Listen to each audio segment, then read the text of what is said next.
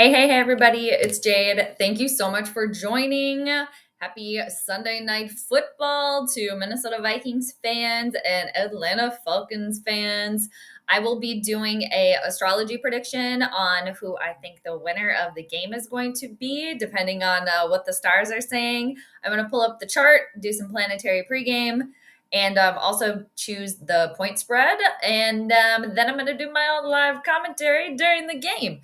So, Minnesota Vikings, this is their home opener tonight at none other than the Bird Graveyard, actually, US Bank Stadium, facing the Atlanta Falcons. Vikings are 1-0, Falcons are 0-1, and the Atlanta Falcons, they drag along with them none other than former Minnesota Vikings quarterback, Pizza Ranch Boy, aka Kirk Cousins, who is going to be on the sideline to start the game as Michael Penix Jr. I think I got the quarterback right. Yeah, I was looking up his astrology, but I forgot his name. Is getting the start for Atlanta. And then it's John J.J. McCarthy's first home game as a Minnesota Viking. Also a brand new dad. So congratulations to him and his family. A lot of transformations, a lot of big changes going on for JJ McCarthy. I kind of dove into that a little bit on the last stream, and I might eventually do like a video or just a stream just kind of on his like the little astrology of his that I do know, I guess, which is very fascinating with how his life is going right now. It's just cool to watch it all play out. But yeah, and two, just a reminder, when I do the prediction, yes, I am a Vikings fan because I am from Minnesota. But when I do the astrology prediction, I can't let the fandom get in the way. I did do an earlier stream today for a little while for the Minnesota Lynx hosting the Golden State Valkyries, WNBA playoffs game number 1. And funny enough, the things that I kind of mentioned pretty much kind of came to fruition, except for the point spread. I really went reserved there. I picked the Lynx to win by 6 points. But I was making mention at kind of like the start of the stream during the planetary pregame for that game that I was seeing like a 30 to 40 point like victory margin, like over 40 points. And I was like, I don't know. But lo and behold, the Lynx ended up winning. It was kind of close. They got pretty close to that. They were up by like 33. I think that was the highest, but the Lynx did end up winning. They won by 29 points. I also made mention that the Valkyries were gonna potentially surprise the Lynx. The Lynx may be starting off the game a little bit slow, kind of like they're in a little bit of a fog, kind of hangover, little kind of vibe going on. And Golden State pretty much had the lead from the start of the game till pretty much like mid-second quarter. So anyway, the Lynx do end up getting the victory. I'm not exactly sure when game number 2 is for Lynx and Golden State, but I will try to pop on and do the prediction for that one too. I'm going to try to do the WNBA finals, and I'm definitely going to try to do the predictions for as long as the Minnesota Lynx are in it. But anyway, thanks everybody for joining tonight. Ryan, good to see you. Who saw both the Bears and Kansas City? Who thought that would be 0-2? I mean, for Kansas City, I kind of love it. I'm down with it. I've been over them for a while. It's like, okay, move over. We need somebody new in here. Yes, Philadelphia beat them today, and it ended up being a close one, too. The last time I had looked, Philadelphia was up by like 10. They ended up winning, 2017. And also the Vikings might have dodged a bullet next week with no Joe Cool for the Bengals. Yeah, he had some sort of, was it a toe thing I think I saw, injury. And then former Minnesota Vikings quarterback Jake Browning stepped in, all right? So is this angel music? It must be. Hi, Mars. Good to see you. How are you doing? Ed, hi. Thanks for stopping through. All right. Oh, we got a Cardinals fan in here. Redbird Fever. It's JJ here. Good luck to your team. Oh, hey, JJ. How are you? Yes, thanks for stopping through. Gonna stream this game on my new channel if you didn't know already. Yes, I am gonna try to stop through. This must be your brand new channel. I didn't realize you had a brand spanking new channel. But I will subscribe to that, definitely. Thanks for popping through. Good luck tonight. Our team's going at it. Hi, Angel. We all have our wings. Very good to see you. Taking the Vikings tonight, 30-24. All right. Our first little score prediction in here. Let's see how many we got. Summer Home, hi. Good to see you. Hello, hello. John, how you doing? Should be a good game, and we should come out on top. Fingers crossed here. Fingers crossed. The Minnesota Vikings do have a lot of injuries that they are dealing with.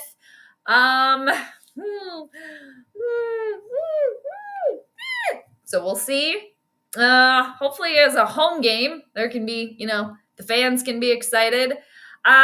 People, I looked at the chart. It's hard. Yeah. But I'm going to get into it because this is kind of, I don't know why, like the chart, the astrology chart, it's not like the winner is not totally popping out to me. Like I see good and, good for the other team, bad for each. But then, we'll get into that. I'm going to finish saying hi to everybody, and then I'm going to pull up the chart and get into it. Hi, Nash. Yep, Eagles got a win today. Yes. I was asking about the music playing before you came on. I don't know what it is, actually. It might be. I don't know what it's called. It's just like one of like the little intro clips that Restream has. It does kind of sound very angelic. And funny you mention it, too, because I have this pulled up. I don't know if you remember from the last. But our angel, the cherub, old John McCarthy does something well. Because he seriously looks like a cherub. He looks like an angel. So when he does something good or when the Vikings do something good, I do have this music queued up for us. So. I'm not going to try to match it because I can't. But yeah, we got a lot of angel music, I guess, going on over here. We're all angels. Nice. Very good. That's very supportive. Very good. Very good. The Lions' demise might have been greatly exaggerated. Exactly. They ended up winning. What was it? Was it in the 40s? I don't know. When I was watching a little bit of that, I had it on in the background, and because I was watching the links on my laptop, and then the Bears and the Detroit Lions were on TV.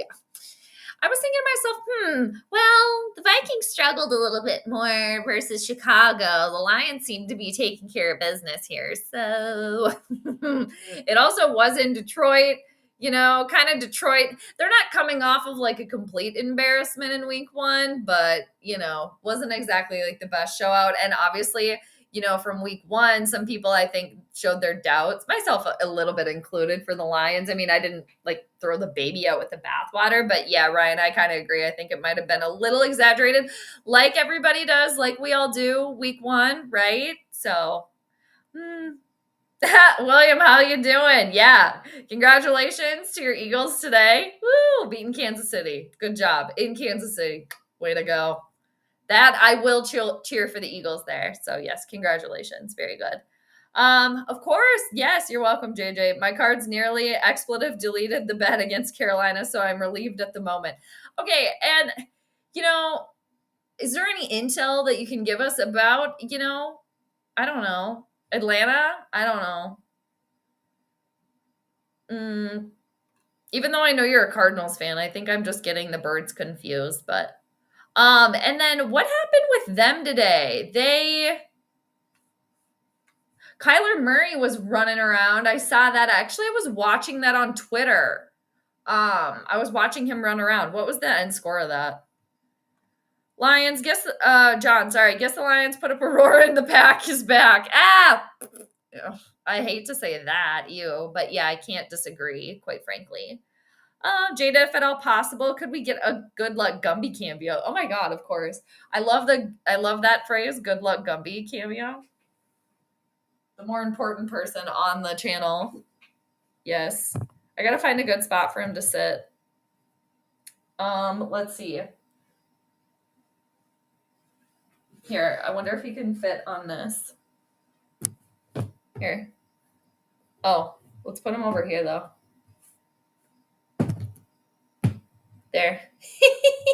He's a little closer. You see him down there? All right. Of course. Gumby is way more popular anyway. Okay. So I think it was 56. Oh my God, it was 56. It was nice to see Johnson get humbled. Yeah. Nice. Yes, very good. Seriously, Gumby's a way more popular one. Gumby's got double poncho on right now that my mom knitted. It's like a cape and a poncho. I mean, Gumby has had these on for like a couple of years. It's nothing new. But yeah. Okay, Arizona won by 5. Thanks, Nash. Okay, very good. All right. Let's see. So let's get into it here, people. I'm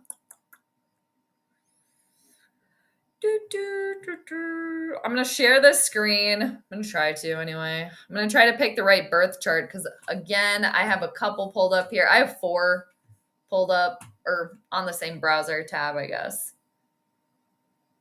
Let's see. I think this is the one for tonight. Let me cross my fingers. Not really that big of a deal. Yes, it is. All right. Minneapolis time. 7:20 kickoff time. That is what is slated. Okay. So,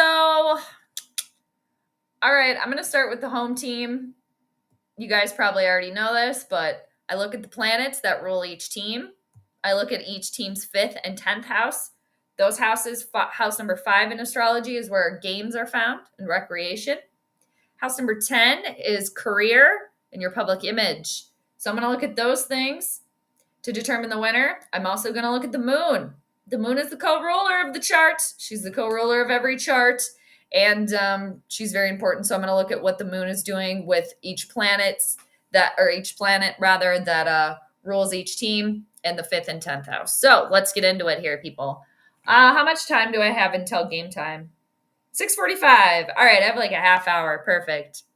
Thanks everybody again for hanging out, stopping through.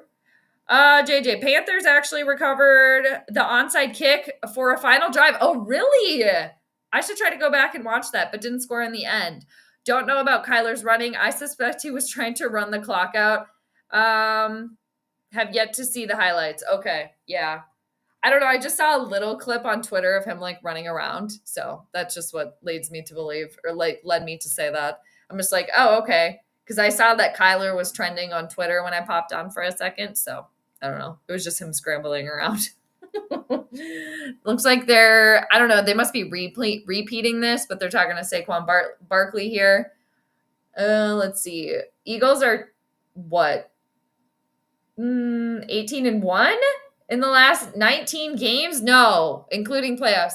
I guess that could be right if it's including playoffs. 1-18 in the last 19 games? Really? Damn. All right, fine.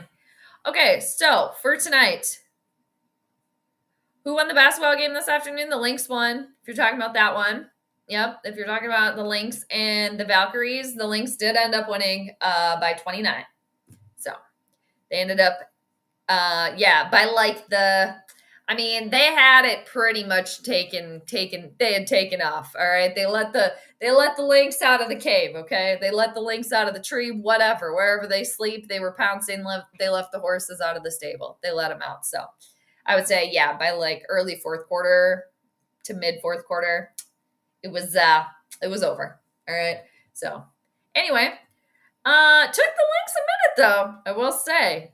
But that was all kind of playing out in the chart, too, which is interesting to watch play out in real time. So for the start of this, I'm going to look at the moon. And the moon at the start of this game, you guys, is void. So I've talked about this plenty of times because there's been plenty of charts at this point where there's been a void moon.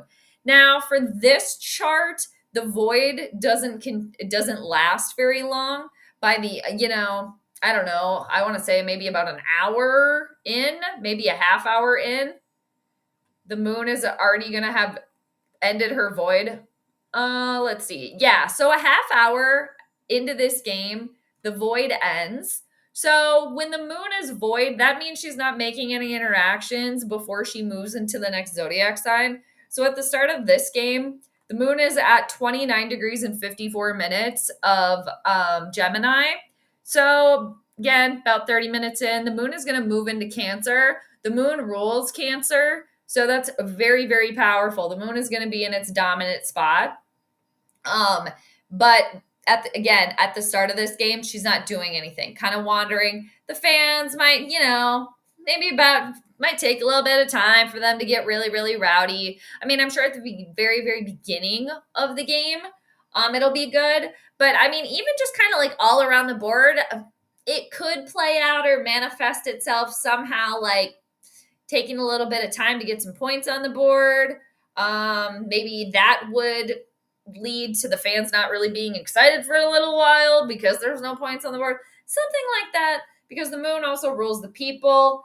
And, with the moon moving into Cancer and the moon ruling Cancer, this could end up being like a very emotional game. Okay. There could be a lot of emotions associated with this. And Cancer is a very like home, nurturing, motherly sign. Vikings in their first home game of the season. So we will see how that plays out. Now, for the Vikings, they're represented by Virgo tonight, excuse me. So the planet that rules Virgo is Mercury. So the Minnesota Vikings find themselves at 23 degrees of Virgo tonight. Now, Mercury is in the sign that it rules, so that's good for the Vikings. I do like that. However, Mercury, that being the Vikings tonight, is very, very close to the sun. The sun is at 22 degrees and 25 minutes of Virgo. So Mercury is moving away from the sun, but Mercury is still what's called combust. Mercury's been combust here for a couple days. Mercury moves very, very quickly, and Mercury does a little bit better combust than, let's say, like Venus, for example, because Mercury is always very close to the sun. But still, it takes away some of the power there from Mercury from the Vikings. Now, for the Vikings, they also have the sun in their first house, so that also co-rules them as a team. And they also have Mars in the first house too, so that also is one of their co-rulers. So main planet that rules the Vikings tonight is Mercury, but they also co-ruled by the sun and Mars. Now, there was just a cazimi. That's when a planet is in the heart of the sun. So that is very, very powerful. And then that planet being Mercury is still very close to the sun. The sun does rule the Vikings' 12th house of what's hidden from them, hidden enemies, endings, solitude. So that's maybe something to look out for here. And then also with Mars being present in the first house. Speaking of Mars, we got Mars in the chat here. Mars is in Libra, and Mars does not do well in the sign of Libra because it rules Aries, which is the sign opposite of it. So Mars is a co-ruler for the Vikings tonight, and Mars rules energy, ambition, drive, anger. But again, it doesn't do well in the sign of Libra because Libra wants peace and justice and like truth, and fairness, equality. So Mars is kind of doesn't bode well there. And for the Vikings, Mars is the ruler of their second house of what they own. All right, now carrying on here. So there could maybe be on the Viking side them dealing with maybe some sort of like misplaced anger in the form of some sort of communication, yelling, play calling, something like that. Again, things to just kind of look out for that could maybe come to fruition here with these planets, their traits, and like where they are. Now, for the Vikings, their fifth house of how they play their game tonight lands in the sign of Capricorn. Capricorn is a very serious sign. It's ruled by Saturn. So I'm going to look at what Mercury is doing with Saturn and what the moon is doing with Saturn. Now, again, the moon is void at the start of this game. The moon is just coming off of this thick red line here, a square to Saturn. That is tension. That's not pleasant. That doesn't necessarily bode well there for like the Vikings game. Just like it might take them a little while to get some points on the board or something, or like kind of, yes, it's a home game, but like the excitement of everything might have like, they might have lost like some sort of like focus or something. And then for the Vikings, they also have Pluto in their fifth house of how they play their game tonight. And Pluto is not making any sort of interaction with Mercury, that being the Vikings. And it's also in a out of sign sextile with Saturn. So this could be some sort of like transformational game in a way. Again, we'll see how that plays out. Again, things to just look out for. Now, I'm going to come back to the chat in 1 second here. And for the Vikings, their 10th house of their career, how they, for the game tonight, how they show out tonight to the public. Again, the moon. She is void, of course, at the start of this. So she's wandering, kind of lost. Moon rules the people. Moon rules the fans. Might be a little bit scattered. Maybe some of them, went to the Twins game earlier. Maybe some of them went to the Lynx game. So they've maybe been knocking back a couple of cocktails or something. Maybe just a little like tired, maybe too, a little bit of a later game, something like that. But the moon is in the Vikings 10th house. So I expect it to be packed there. And even with the void moon, I do expect them to be excited, at least, of course, at the beginning of the game when they announce the players coming out of the tunnel. I think Jared Allen is there tonight, I think. So Sunday Night Football, coming off a big win. JJ McCarthy's first home game, blah, blah. So things to look out for. Now, the biggest thing that I really just don't like for the Vikings here is that Mercury is combust and Mercury is opposing Saturn. And Saturn rules their game. Could be a trudge, people. Could be a trudge. They're gonna have to dig deep, I think, tonight. And they're really gonna, that being the Vikings, they really should, if it were, my call, my, advice to them, really try to keep communication. Communication is key. Try not to get lost. Try not to get hot-headed here. Try to keep things clear and direct and concise as much as you can. And try not to kind of let the steam, don't pop off with Mars hanging out there. All right. Now, let's move over back. Actually, I'm going to come back to the chat and then I'm going to go to the Atlanta Falcons. All right. Thanks again, everybody, for hanging out. Appreciate it. All right. Yes, their last loss was versus Washington. That's crazy. Being 18-1. Like, okay. And what's his face? McDaniels, that plays for the football team, Washington. All right. Thank you for the factoid. Ryan, so how do you think the Vikings do in the division? Personally, I think they sweep the Bears and split with the Kitties and the Evil. I would probably agree with that. That sounds, I think at this point, I would agree with you there. Yeah. I think they'll probably split with both. Yeah. And I would agree with that. Yeah. I would agree with you there at this point, Ryan. JJ to JJ for 3 touchdowns tonight. Soda. Woo. Wouldn't that be fun? Yeah, just triple, like, JJ's all over the place. You get a JJ, and you get a JJ. And you do. Archangel, good to see you. Howdy, howdy. Thanks for being here. Appreciate you. Yep, the moon does rule Cancer. Correct. Exactly. Yes, I'm so happy for Randy Moss. Good for him. Very exciting. Randy Moss, you know what? And Randy Moss is a, he's not an early Aquarius. He's an Aquarius, though. His sun sign is an Aquarius.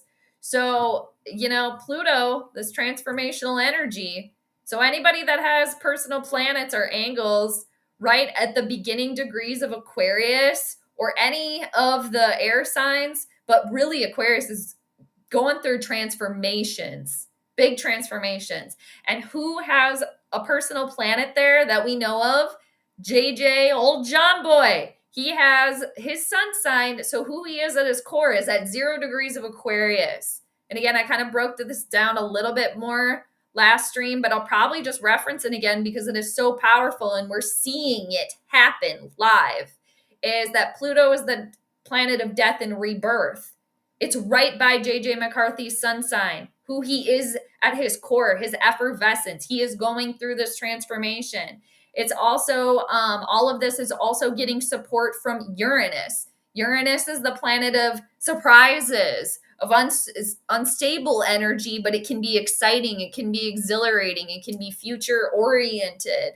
Like, okay, JJ could be the future for the Vikings here. And Aquarius is co-ruled by Uranus. And, him being like in my opinion, quite a young father, at a young age. But so he's going through this, like, and starting quarterback, right? After coming back from an injury. It is so strong. And it's such a good example of like what is happening right now in his life that I just might keep going back to it. All right. And, all right. So let's go to the Falcons. Now, I did look up May 8th of 2000 because that is when Michael Penix Jr. was born. I wanted to see some of his astrology, what I could find out. I don't know his exact time of birth, but he has a sun in Taurus. He has a Mercury in Taurus. He has a Venus in Taurus. He has a Jupiter in Taurus. He has both benefic planets conjunct each other. Venus in a sign that it rules. He has Mercury and the sun, Mercury, basically all of his personal planets are in the sign of Taurus. Taurus is a fixed energy. It's an earth sign. It's the bull. Like, don't mess with the bull. Don't poke. Don't prod. You will get the horns. And it's earth energy. It wants stability. Taurus rules money as well. So all of his personal planets are right there, or quite a majority of them. I don't know the degree. I don't know what houses they're in, but that is so, so powerful. And right now, Michael Penix Jr. with Jupiter being in the sign of Cancer, and it's been there for a while, Michael Penix Jr. is getting a sextile supportive energy to all of Michael Penix Jr.'s planets that are clustered in Taurus right now. That is so beneficial and like just a very supportive transit. Now, I'm sure he's got a lot of other stuff going on that's challenging. I didn't really look too deep into it. I just kind of wanted to see a couple of things. And just the fact that he's got Jupiter and Venus next to each other, Venus in Taurus, I mean, he could potentially be fixed in this position, fixed to make a lot of money for a long time. Now, again, I haven't looked at anything else in his chart. Maybe he's got some tough stuff coming up personally. But, I mean, that's just, that's kind of crazy. Swerve, how you doing? Vikes go 10-7 this year. Woo! All right. That's a winning record. We will take it. I like it. Good to see you. Hope all is well. All right. So for the Falcons, we're moving on to them. They are ruled by the zodiac sign of Pisces. So Pisces is ruled by, we're just talking about Jupiter. All right. It reminds me of this Kenan and Kel skit, and I think it's from Good Burger, but it was Kenan and Kel. But I think it was a Good Burger skit. I don't think it was in the movie. But I think it was Ed, or else it was a character that Kel was playing on the Kenan and Kel show. I can't remember. I think it might have just been a character. But all Kel said, all his character said was Jupiter. Maybe it was on All That, actually. Maybe that's what it was. But Kel, all his character said was Jupiter. And just like in different tones. Jupiter. So silly and dumb, but hilarious at the same time. All right.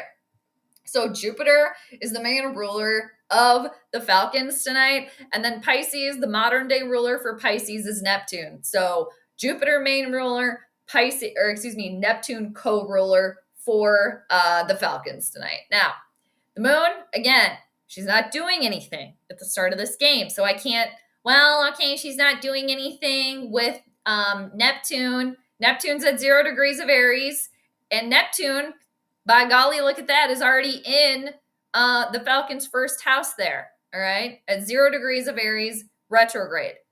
So it co-rules the Falcons kind of double. Not only does it co-rule them because of the co-rulership with Pisces, but it also is in their first house.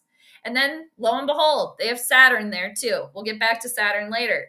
Now, the moon, she's not doing anything at the start of this game, but about a half hour in to the game, the moon is going to move to early degrees of Cancer and is then going to square Neptune, this line here, this thick red line that is tension, that is, alert. That is not an easy aspect. That's not easy communication there.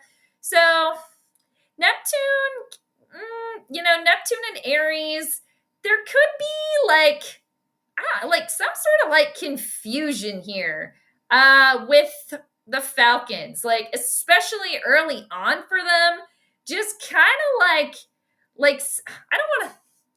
Trying to think of like a good example. I wanted to use the example. This is a bad example of like being drugged or something, or just not being there. Like hello, we're here, we're playing, okay? Because Neptune can be confusing energy, and Neptune in Aries can be kind of quick to pop off. It can be quick energy, but with Neptune there, it's almost like the Falcons are being like held back or pulled back in some capacity. And with the moon moving to square, the fans, could that manifest itself as the fans finally like clicking into high gear here and cheering a little bit more to cause some sort of confusion and delusion with the Atlanta Falcons? That could be a potential here. So I don't really like that for Atlanta. And then the moon eventually will move and be right on top of Jupiter. That will not happen during this game. However, Jupiter is the main ruler of the Falcons today. Jupiter is the greater benefic planet in astrology. So whenever a team is represented by one of the benefic planets, that usually tends to bode well. I mean, it doesn't mean always like straight away if they're ruled by Venus or Jupiter that team's going to win, but it's just like all right, like a feather in their cap, pun intended there with the Falcons. Okay. And then Jupiter eventually will receive all of this illuminated nighttime love from the moon. Again, it's not going to happen during this game, but she's moving there. And then for the Falcons, Jupiter is what's called exalted in the sign of Cancer. Jupiter doesn't rule the sign of Cancer, but Jupiter feels right at home there. Jupiter loves it. So I do like that for Atlanta just in general. And not to mention that Atlanta, their fifth house of their game today, is ruled by the moon. And look at who's there. None other than Jupiter, the Falcons themselves. So they are like, they're in the zone. Okay. Just because they're not at home, they're in the zone. Okay. And for Atlanta, their 10th house of their career, their public image for this game tonight, also is ruled by Jupiter, okay, because their 10th house lands at 26 degrees of Sagittarius. Sagittarius is also ruled by Jupiter, all right? And the part of fortune is also in Atlanta's 10th house. The part of fortune is an Arabic lot. It's the circle with an X in it. It's at 29 degrees of Sag. So I will look at that from time to time too. Especially if I don't like have a clear-cut winner, then I definitely will, use the lot of fortune, but it's not like a main thing that I look at, but I do like to take a little peek at it. And again, the moon will eventually collide with Jupiter, which is good, but it's not going to happen in this game. What is going to happen in this game is the moon is going to square Neptune. And again, Neptune is the co-ruler of the Falcons today, but is that going to be, that's hard and that's challenging, but can Jupiter exalted in Cancer, Jupiter, the main ruler for the Falcons, override that energy? And then Saturn.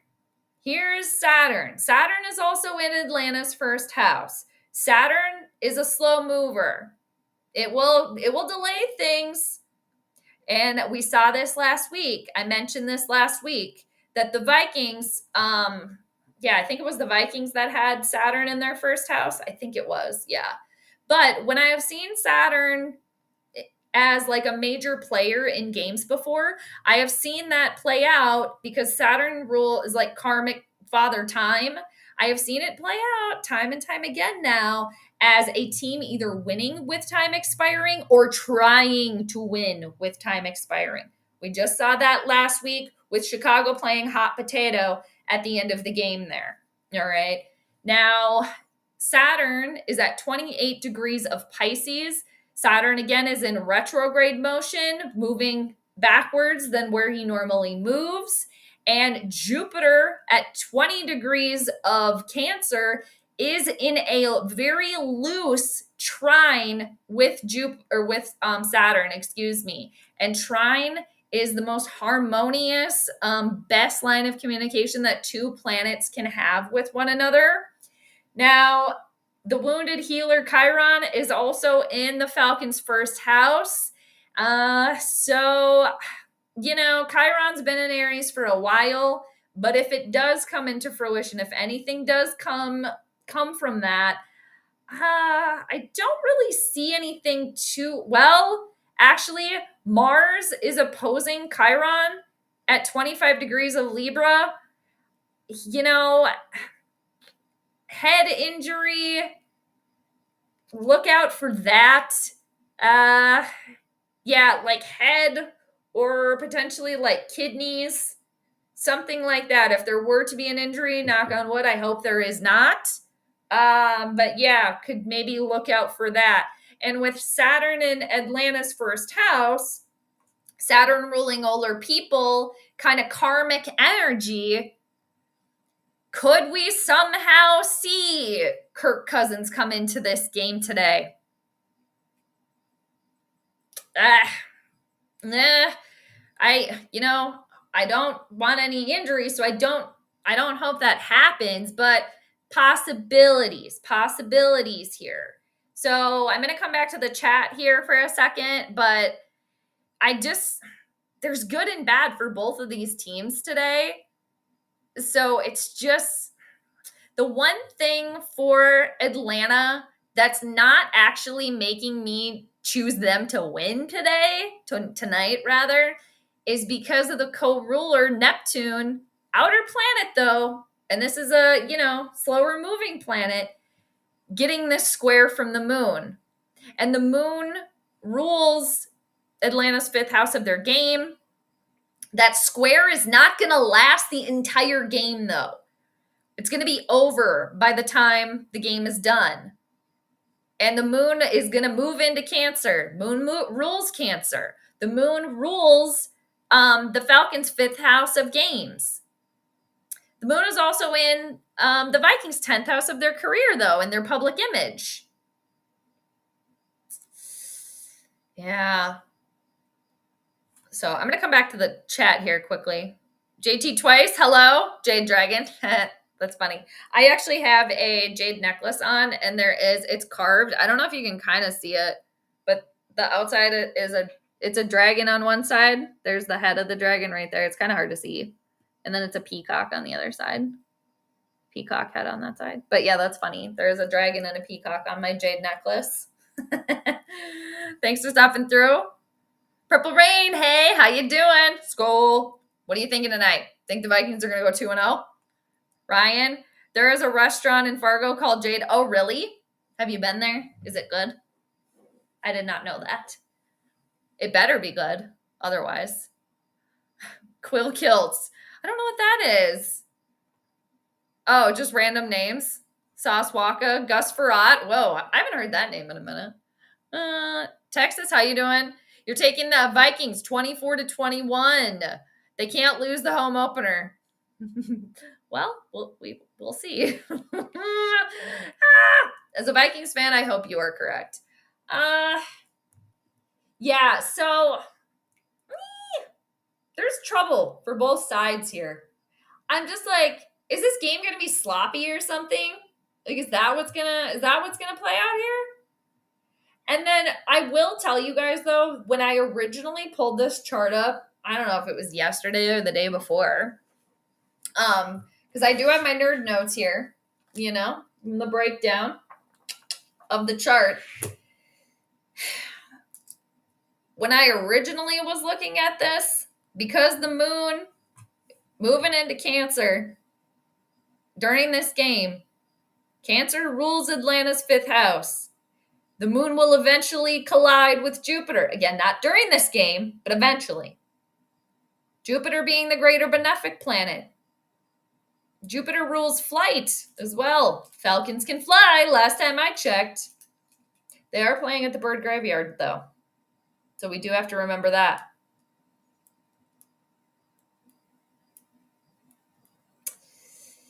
So when I was originally looking at it, I was like, my first thought was that Atlanta was going to come in here and was going to kind of not completely blow the Vikings out, but win by 20 points or 19 points.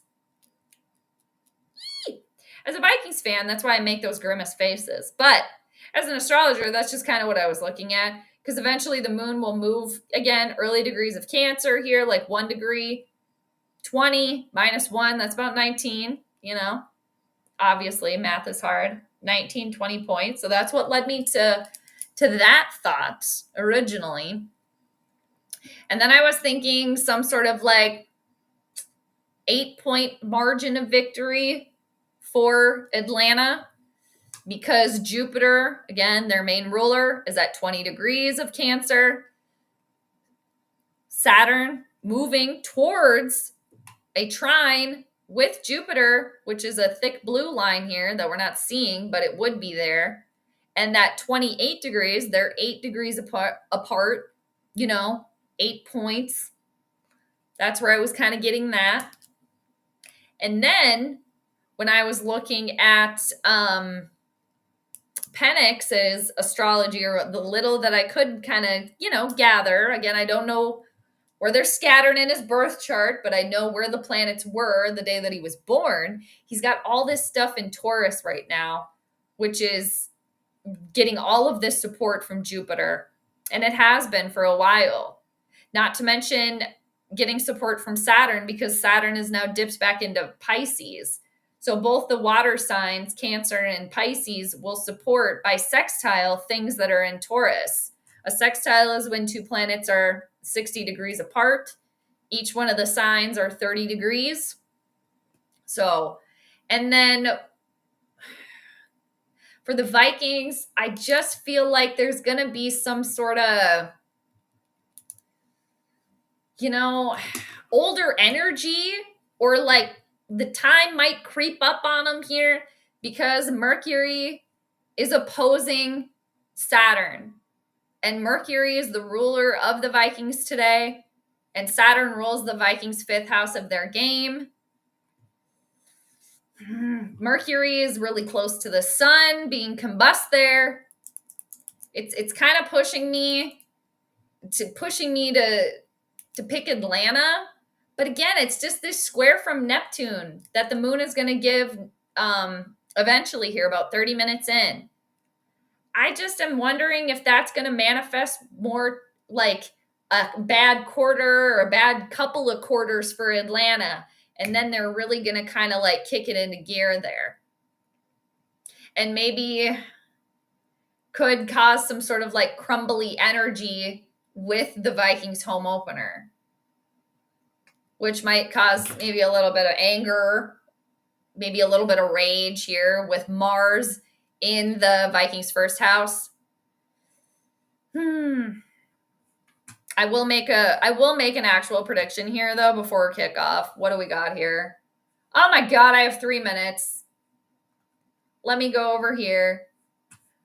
Hi, Will. How are you doing? Hanzo, good to see you. Skull, hopefully JJ continues to develop his game and the boys get another win. Not keeping Pizza Ranch Boy last season, and this one so far is looking good. I know.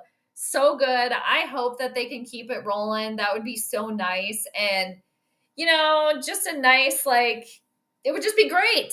Just keep the momentum going, right? It's just, too, the Vikings dealing with all of these injuries. I don't know. As a Vikings fan, people, with the chart, there's a little trepidation here on my end. But, again, Atlanta is dealing with this square from the moon, which can be very powerful, to Neptune, which is co-ruler of them. But then, man, their main ruler is Jupiter, Atlanta's. Jupiter is in Cancer. Jupiter does really well there. I just got in that, could it be like, okay, so JJ McCarthy had his big primetime game this last Monday, and now this Sunday it's going to be Penix Jr.'s turn for like the big primetime spotlight, even though, yeah, they're not playing in Atlanta. But I will say, let's hope for no injuries. But yeah, some sort of like head injury, or like, again, this like kidneys thing, like kick to the kidneys, punch to the kidneys. I don't know. And I only say that because in like the parts of the body, Libra, the scales can roll like the kidneys. So, and Mars is in Libra right now, opposing Chiron. Anyway, we'll see. This game's going to start, but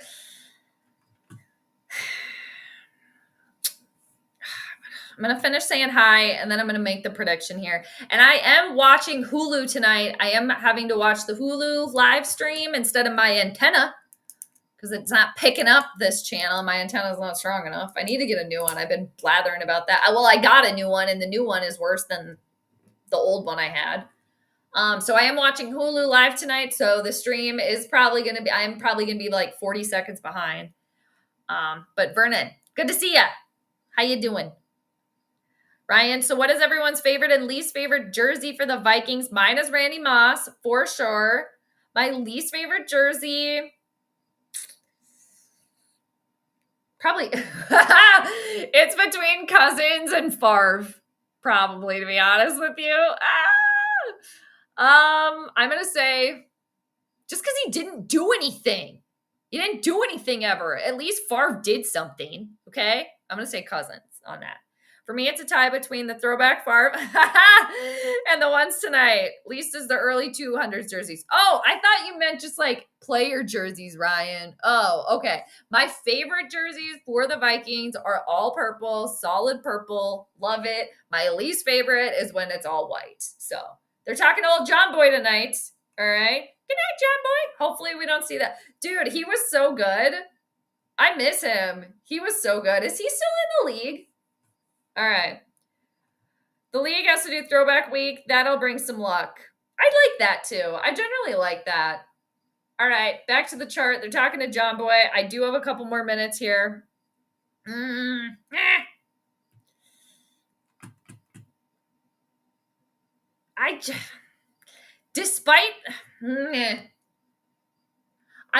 looking for something for the Vikings that will like override this square to Neptune here for the Falcons, because that's the main thing for Atlanta that I'm seeing that I do not like for them. They're also getting a square from the part of Fortune. I mean, and both teams again have planets like Mercury is in the sign that it rules. For the Vikings, they're ruled by Mercury. Mercury is a really important planet for Kevin O'Connell, for Dad, okay, and for Justin Jefferson because they're Geminis. Gemini is ruled by Mercury too. They have the sun there, which is very powerful. However, the sun rules, for the Vikings tonight, rules endings, rules what's hidden away from them, rules hidden enemies. Blah, blah. You guys,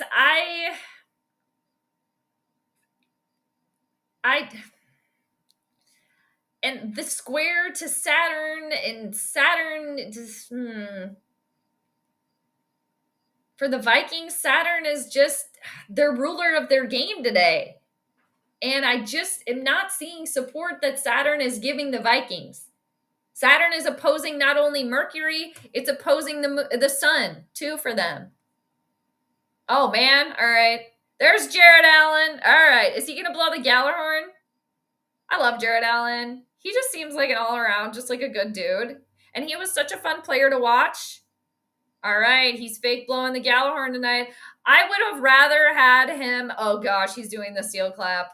No, Jared. No, Gumby says no. Even though Gumby could easily do it, right? Please, no. I really wish Jared Allen, they would have just let him. Like, he should have ridden in on a horse, okay? Again, and then had like an actual horn and then just held that up to his mouth and rode in on the horse, and then they could have played the Gallahorn sound. Right? I don't know why they don't hire me. I have all these ideas that would how much more exciting would that would have been? Hello? Do I have to go find his induction to the Vikings Ring of Honor where he rode in on the horse? All right.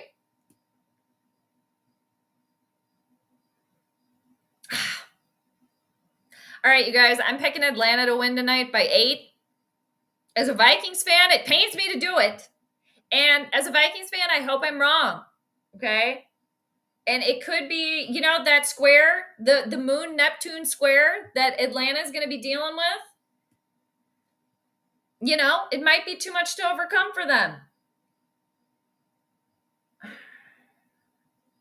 That's what I'm going with, though. The game started. All right? I liked him, too. I thought he was pretty solid. All right? I'm going to put the quarters in. Atlanta is getting the ball first here. All right? Seal clap time. No! I shan't do it. No! All right? And that's got to stop. It just does. You guys, we need to stop it. We have to, okay? We got to come up with something better. All right, it is a handoff for Atlanta. Uh-oh. Oh, no! No! You guys! He almost got away. Bijan Robinson almost got away. Uh-oh. Oh, Dad looks upset. Oh, no, you guys. Dad's wearing all white. Sometimes for the Vikings, when they wear all white, when they do the whiteout, you guys, it's a bad omen, okay? Yeah, no. Oh, gosh. I know it's only the first play, but this is bringing me back to earlier during the Lynx stream when I said at the beginning in the Planetary pregame how, are the Lynx going to win by, 33 or 40 points? And then I picked them to win by 6. Uh-oh, here goes Robinson again. Yikes. And then they ended up winning by 29. I said, well, originally when I was looking at the chart, I saw that Atlanta might win by 19 to 20 points. I picked Atlanta to win by 8. Again, it's only the first couple of plays. But yeah, I'm going to stick with the original, Atlanta by 8. So, as a Vikings fan, again, people, I hope I am wrong. But, yeah, that's what I'm going with here. I can write that in. All right, it's 1st and 10, Atlanta. They're just going to keep running. I mean, why not? Right? Why not at this point? And I can already hear it now, okay? And I feel like when I was listening to the radio before the game here, I feel like they do this. They subliminally do this, like local radio for Minnesota. It's already like they're subliminally sending us excuses for why the team's not going to win. Like, well, the Vikings are dealing with all these injuries. They got all these injuries, which, well, they do, yes. But it's like they're just subtly like, well, so if they lose, they're not saying that. They're saying it without saying it. All right, so Atlanta, they tried to run it again. That time, they were stopped. Hey, it's going to be 3rd down for Atlanta. Okay, this could turn into nothing for Atlanta. All righty. But again, my prediction was Atlanta to win by 8. We shall see. We shall see. Might just take, Vikings a little bit of time here. A little bit of time to get into it. No, stop. Can't. I feel if the defense keeps us in there, the offense will wake up. Yeah, John, I agree. And the thing, too, it's 3rd and 4. I mean, Atlanta's already on the Vikings, 18 here. That happened in, a blink of an eye. Okay. We got a timeout, I think, taken here. I have yet to see Pizza Ranch Boy. I'm sure they will show him at some point in time. All right, we got a timeout. So now we're going to look at the Vikings defense here. Yeah, okay. A lot of these names I don't know because they got a lot of people out. Well, like some of them I do. Still learning the freaking roster. Metellus, I think he's going to be the main one. I mean, has been. No Harrison Smith tonight. No Rip Van Ginks. No Van Ginks tonight. Cashman's out tonight. I'm trying to think of all the other injuries. CJ Ham's still out. He's going to be out for a while. Obviously, no Jordan Addison. All right, 3rd and 4 for Atlanta. They are looking to score. I'm guessing they're going to try to go in the end zone here. We'll see. It looks like they're tight ends on the bottom of the screen. Maybe some confusion here. Kind of a late to get the ball out. It looks like there is going to be – who throws a shoe? Adam Thielen's shoe. I think this is going to be against Atlanta. Delay a game? Oh, it's false start. All right. I think the crowd making a little bit of noise there. Flag on Atlanta. That's going to be on Robinson.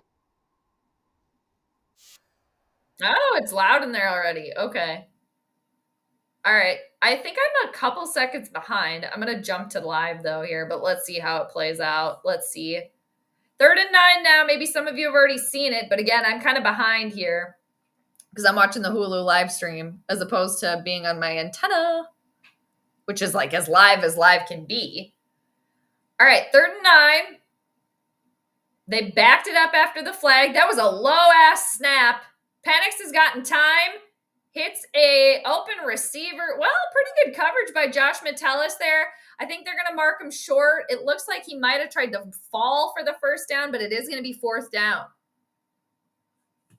All right. Let's see what Raheem Morris does here. Dad's in all white. Raheem Morris is in all red. It's 4th down. I think are they going for it here? Michael Penix Jr. is having a hard time hearing. He's doing the Kirk Cousins. He must have learned that. Kirk's teaching him something. All right. Kirk knows about that. You know, he's think, but I'm sure it's freaking loud in there. Wow, they're going for it on 4th and 1. Very gutsy. Giving up the potential 3 points here. Oh, they're trying to get, oh, there is a flag. Who's it on? Oh, it's on Atlanta. Back it up. All right. 4th down. Delay a game. Yeah, the crowd's coming in here. All right, so we're seeing that here. Okay. Interesting, too, that the crowd is very, very loud at the start of this. And I only say that. Well, I guess I already did say that. I feel like it might die down a little bit here because of the void moon. That's why I say that. And the moon rules the people. I was talking about that earlier, but all right. So here's Parker Romo, who used to kick for the Vikings, going, oh, did he miss? No good. Oh, he got it. He did get it. Okay, it looked like it wasn't in. And that stupid weirdo. Oh, there he is. Finally saw a Pizza Ranch. All right, we got a Pizza Ranch sighting, people. All right. So Atlanta takes an early lead here. They're up by 3. Oh, okay. So they're cranking up the noise. All right, got it. Like, is it the fans or is it actually like artificial noise, you know? Okay, so Atlanta takes an early lead. They're up by 3. We're going to see our first series here from old John Boy at home. So, all right, fingers crossed here. So, you know, Vikings defense, the crowd, the noise, they were able to, you know, save 4 points, really, my opinion. So, that's good. We'll take it. And, you know, with all the injuries that the Vikings defense dealing with, not bad. I mean, they could have held him to 0, but what I was going to say earlier is that the Vikings, they have an issue with the defense having to be on the field for a long time.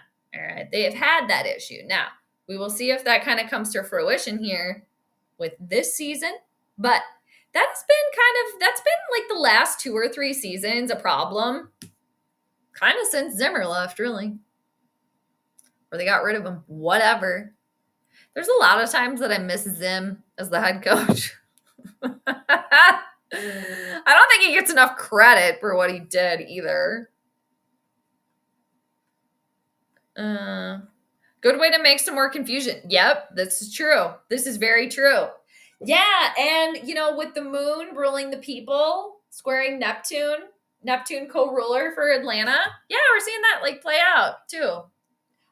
Maybe that'll get worse because let's see here. I'm going to move the chart ahead just to see where the moon is now because she's a fast mover. So I think they might already be Atlanta might already be dealing with the square. Let's see. We're about 15 minutes in. Let's see. It is 7:34 Central, so I'm just going to put the chart to that. Yep. Literally right now, the moon has just moved into Cancer. It is at 0 degrees, 2 minutes. So 2 minutes ago. So, yep. We were seeing that a couple of minutes ago. So there we go. All right. We're back. But hopefully, I guess hopefully for the crowd noise and stuff, hopefully that keeps up for the Vikings. I want to hear it now. Oh, ooh. Is it a catch? All right. Yep. Naylor with the first catch. All right. It's going to be good for about 2 or 3 yards. But you know what? Hey, the Vikings actually threw the ball on first and 10. All right. For a change. So, okay. Good for them. All right. It's going to be 2-8, 2-7, something like that. All right. It's 2-8.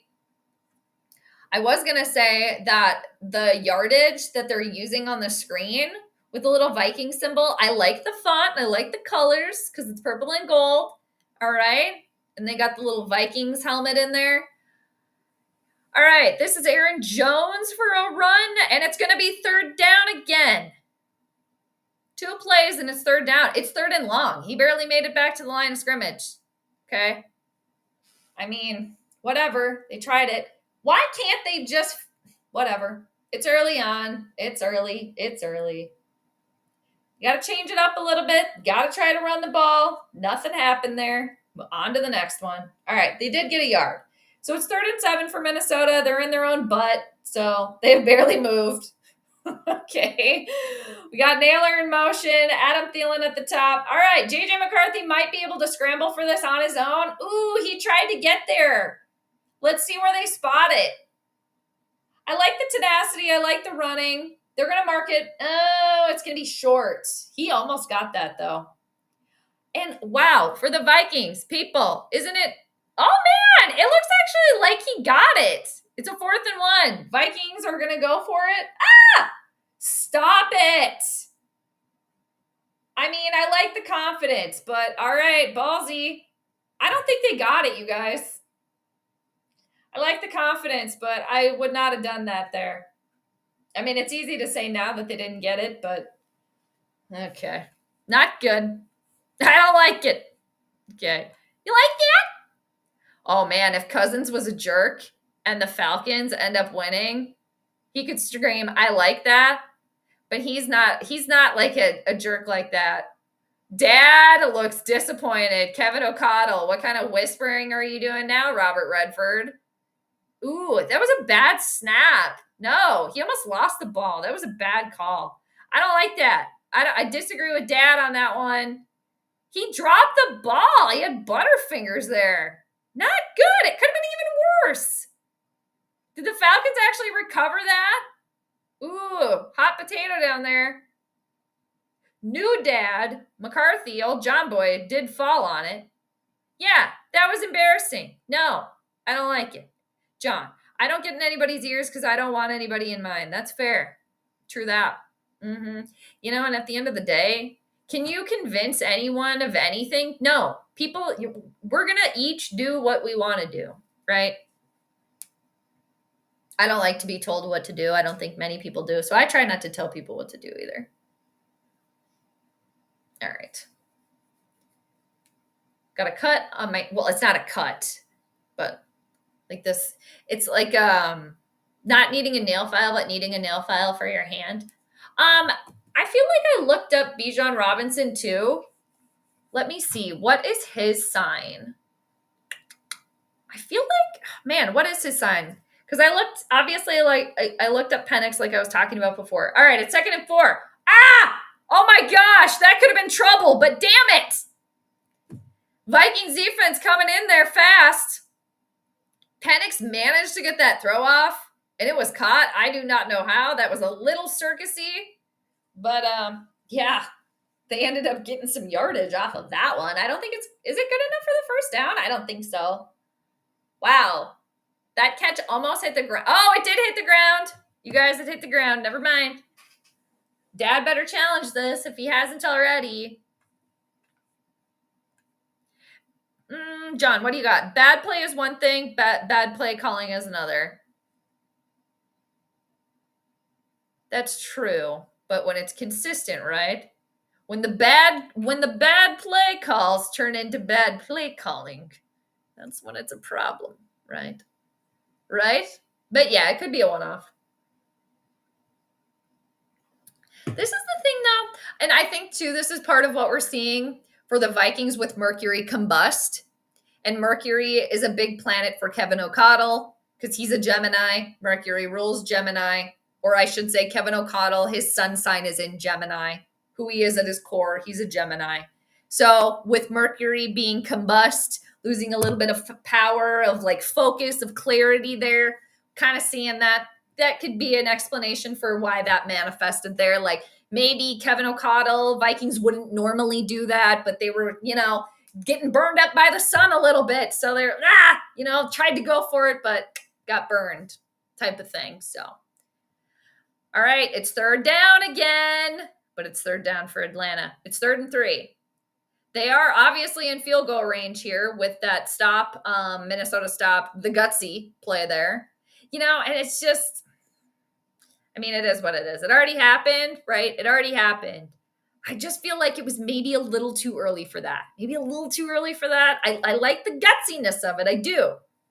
But sometimes I feel like Kevin O'Connell calls those plays when he shouldn't. And then when he should, he doesn't. Like when you should, in my opinion, go for it, he doesn't. And then when it's a little bit more risky, he goes for it. All right. 1st down, Atlanta.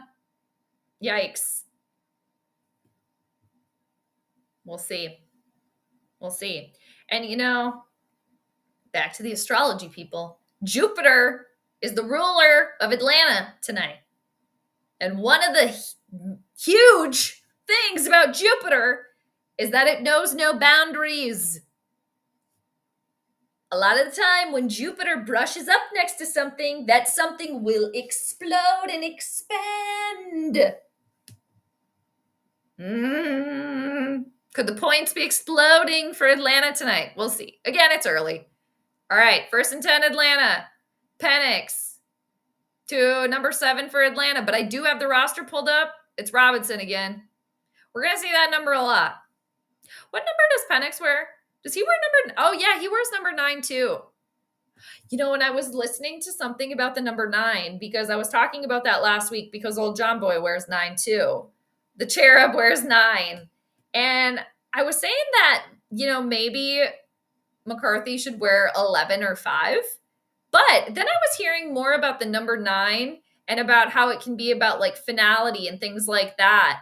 And just more things that I'm forgetting right now. But it actually fit McCarthy and what he's doing. So I'm like, actually, maybe number 9 is what he should be wearing.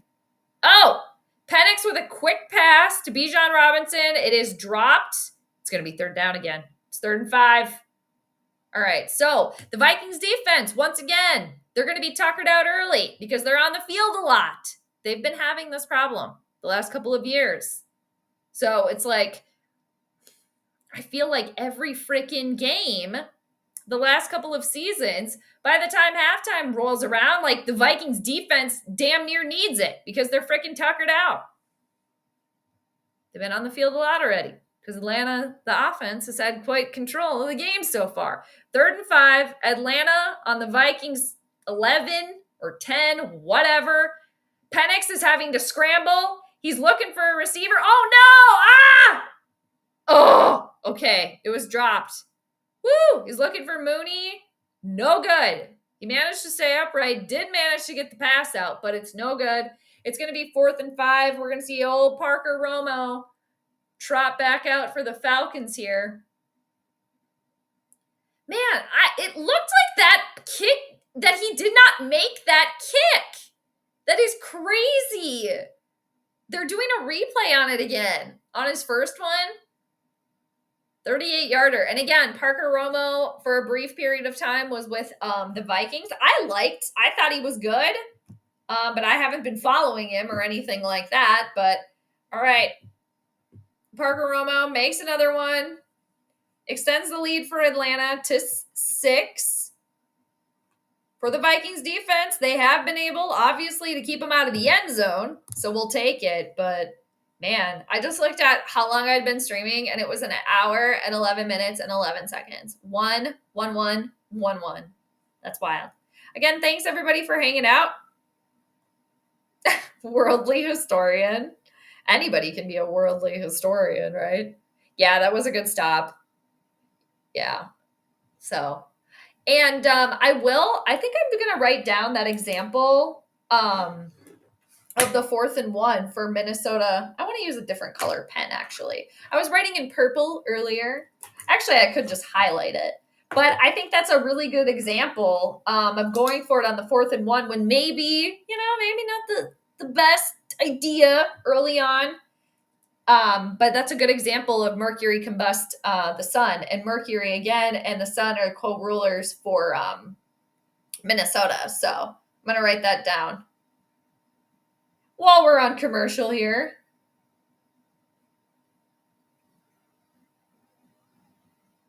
It was 4th and inches, right, I think, or 4th and 1.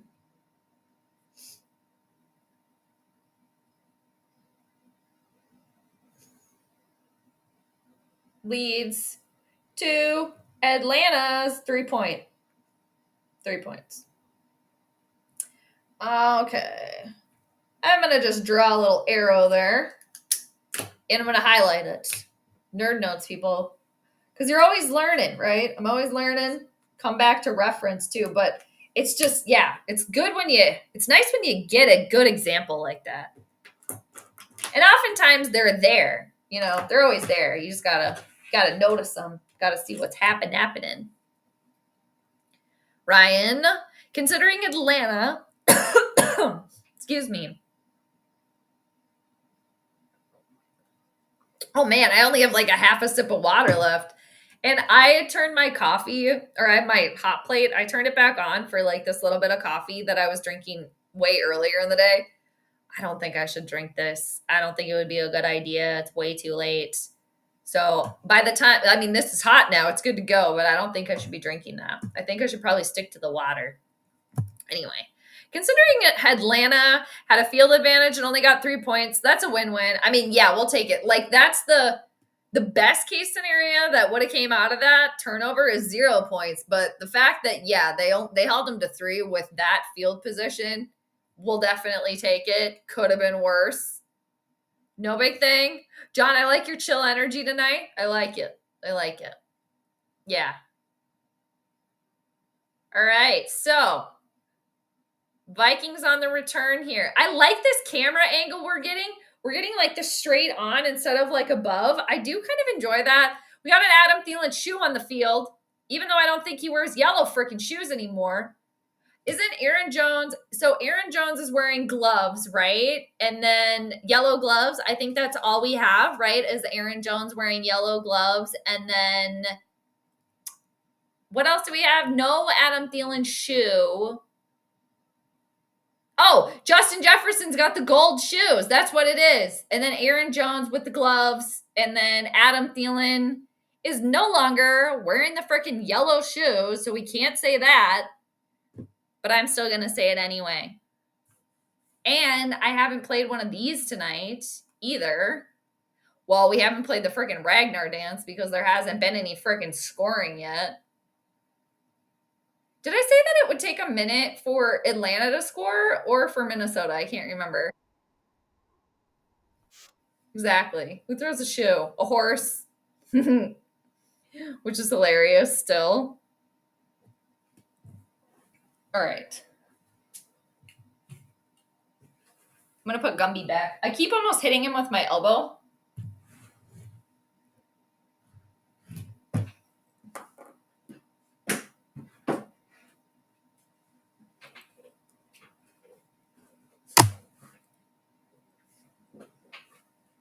I have one of these, okay. I put Gumby away. I put the book back. I try to adjust this. I'll show you. Whoa, that makes me go way down here. I have one of these. Comfy Life to sit on. I have not sat on my chair without this for since I got it. I mean, you guys, if you work from home or if you sit on your chair a lot and you don't have one of these, I highly suggest it. Okay, it's 3rd and 2. 3rd and 2 for Minnesota. I look away. Oh, no. Uh-oh. We have our first one of these tonight, you guys.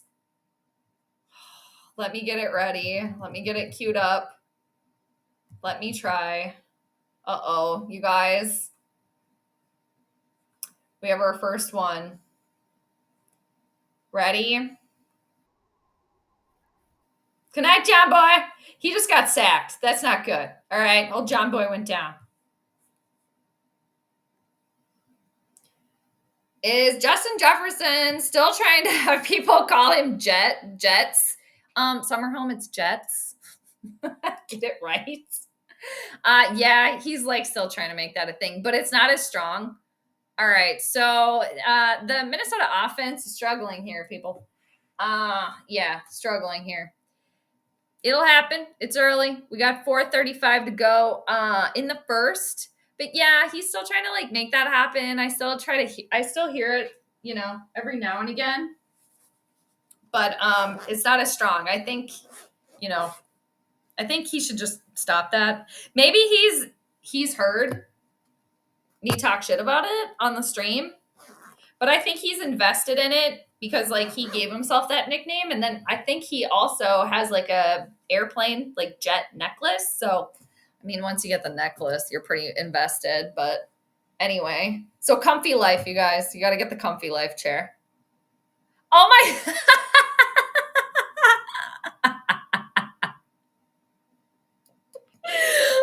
Okay, Nana.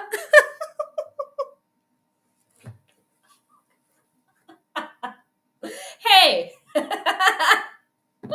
That's hilarious. And it's also true. Okay. But you guys, the difference. Okay.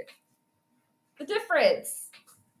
Let me put this back. Okay. And you got to put it like this. So you're sitting, this opening is on your spine. Okay. I think a lot of people sit with their butt like this. Like this. You guys, you got to sit with this. Okay. This is on the back of the chair. Okay. Is what I'm trying to say. Anyway, so I was trying to scoot this back because I will say the one bad thing about this. All right, we're really doing a demonstration here. The one bad thing about this is I want it to stay towards the front of the chair, and it always creeps right directly back. Right? Okay. We're going deep into chairland here. Okay. Okay, it did it again. It's all the way back. I want it just kind of to it needs some I need to get some double stick tape. That's what I need to do. Yeah, so it's just I'm sure I've done this and you guys have probably seen me do this on the stream before, but that's what I'm doing. I'm trying to adjust my Comfy Life pillow, butt pillow. Just call me Frank Costanza, I guess, over here. Okay. But I didn't sit on any Fusilli Jerry. And here's another thing. I'm trying to sit with my feet crossed in my chair, and every time I go, the freaking butt pad goes back. It needs to stay in place. So it's just, that's my one. And then I try to get my feet underneath it and push it forward. It's so stupid. But you guys, now it's off center. All right, there's a flag. Atlanta's got the ball again. 4:27 to go. It's been a minute. O'Connell starting slow again. Exactly. Yeah, and it's like, wasn't it last year and the year before? They were like, illegal contact, Byron Murphy Jr. What the hell's that about here? Okay. Stupid penalties early on. It seemed like the last couple of years, the very first series, excuse me, for the Vikings, like they would go down the field and score, like no problem, in like a minute. Wasn't that like all last year and the year before? I swear. It seemed like every game they started out like the first series, like just extremely strong and they would score. But, you know, too, people, yes, McCarthy had a very good week one. This is his second game. This is not an excuse by any means, but, you know, growing pains. We'll see. But one of the Ryans, I think, said this last week, but fourth quarter quarterback. Could that be the ticket? Could that be the secret weapon with old John Boy here? Yeah, Dad looked mad, Ryan. He did. He looked pissed. He's wearing all white tonight. See, he's trying to be an angel. He's trying to be the cherub. We have our only cherub, okay? And it's John, okay? He's the angel. He's the cherub. He's the one that looks like the cherub. Kevin O'Connell, stop trying to be the cherub. You're not, okay? Stop trying to live vicariously through your players. Like Dad would do. Like dads are wont to do sometimes, right? Or parents, I should say, in general. I know, it's so silly. Exactly. Hashtag elder alert. Okay. Alert. We got an elderly person over here. Penix has got time. We almost got him from behind. Damn it. All right. That was Rodgers on okay, he was given Viking secondary. Okay. Got issues. Oh, speaking of, we're seeing old Justin Jefferson on the sideline there. Speaking of, does somebody want to call me by a certain name? I have to go get more water. This is almost empty. There's barely a sip. Dang. The Vikings almost got to Penix there on that one. So close, but not close enough. So now the Falcons are in Vikings territory here. 1st and 10. We have Justin Jefferson shoes flying here. Okay, we got Aaron Jones gloves flying here. It looks like a false start on Atlanta. Back it up. I don't know if Falcons can fly in reverse, but flap your wings on back. We got the 2-minute warning for the first quarter. Nana problems. That's hilarious, but it's true. Hey, Crazy, how you doing? Nice. Thanks for having me. Thanks for being here. It's been a minute. What you been up to? How you been? What do you think of tonight so far? A little bit of Viking struggle here. And you know what the Vikings also did? Okay. The Viking he's all white too. He should be all purple and gold. They basically did a whiteout here. You guys, it's not necessarily a good omen. Hey, turnover. Just what the Vikings needed. All right. It's like they're trying to do a pseudo whiteout here. All right, fine. We'll take it. Good. Turnover saves the points. They didn't even get a field goal. You got to hang on to the ball. Wilson just popped that ball out. He didn't even see that coming. Nice. That was good defensive effort there. All right, who's number 26 for Minnesota? That's who scooped it up. Let me look. Nice defensive effort there. Nice. You like to see it. We shall take it. That's Theo Jackson there that snagged that up. We will take. I know, that was amazing. Just perfect timing, right? Did you bring that turnover over? Very good. We recovered the fumble. Nice. That was good. He popped that out. All right.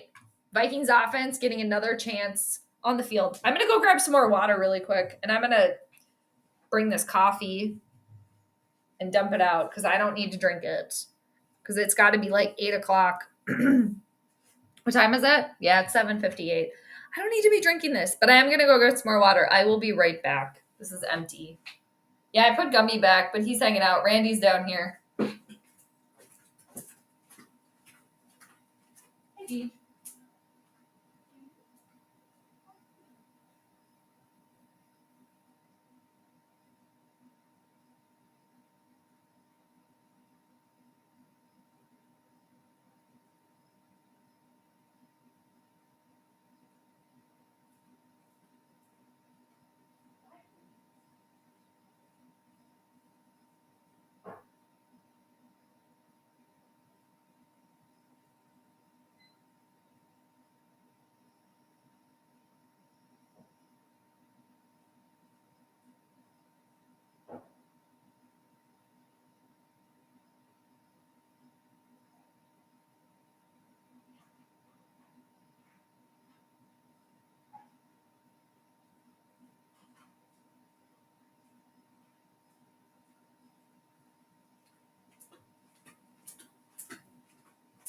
okay, I'm back.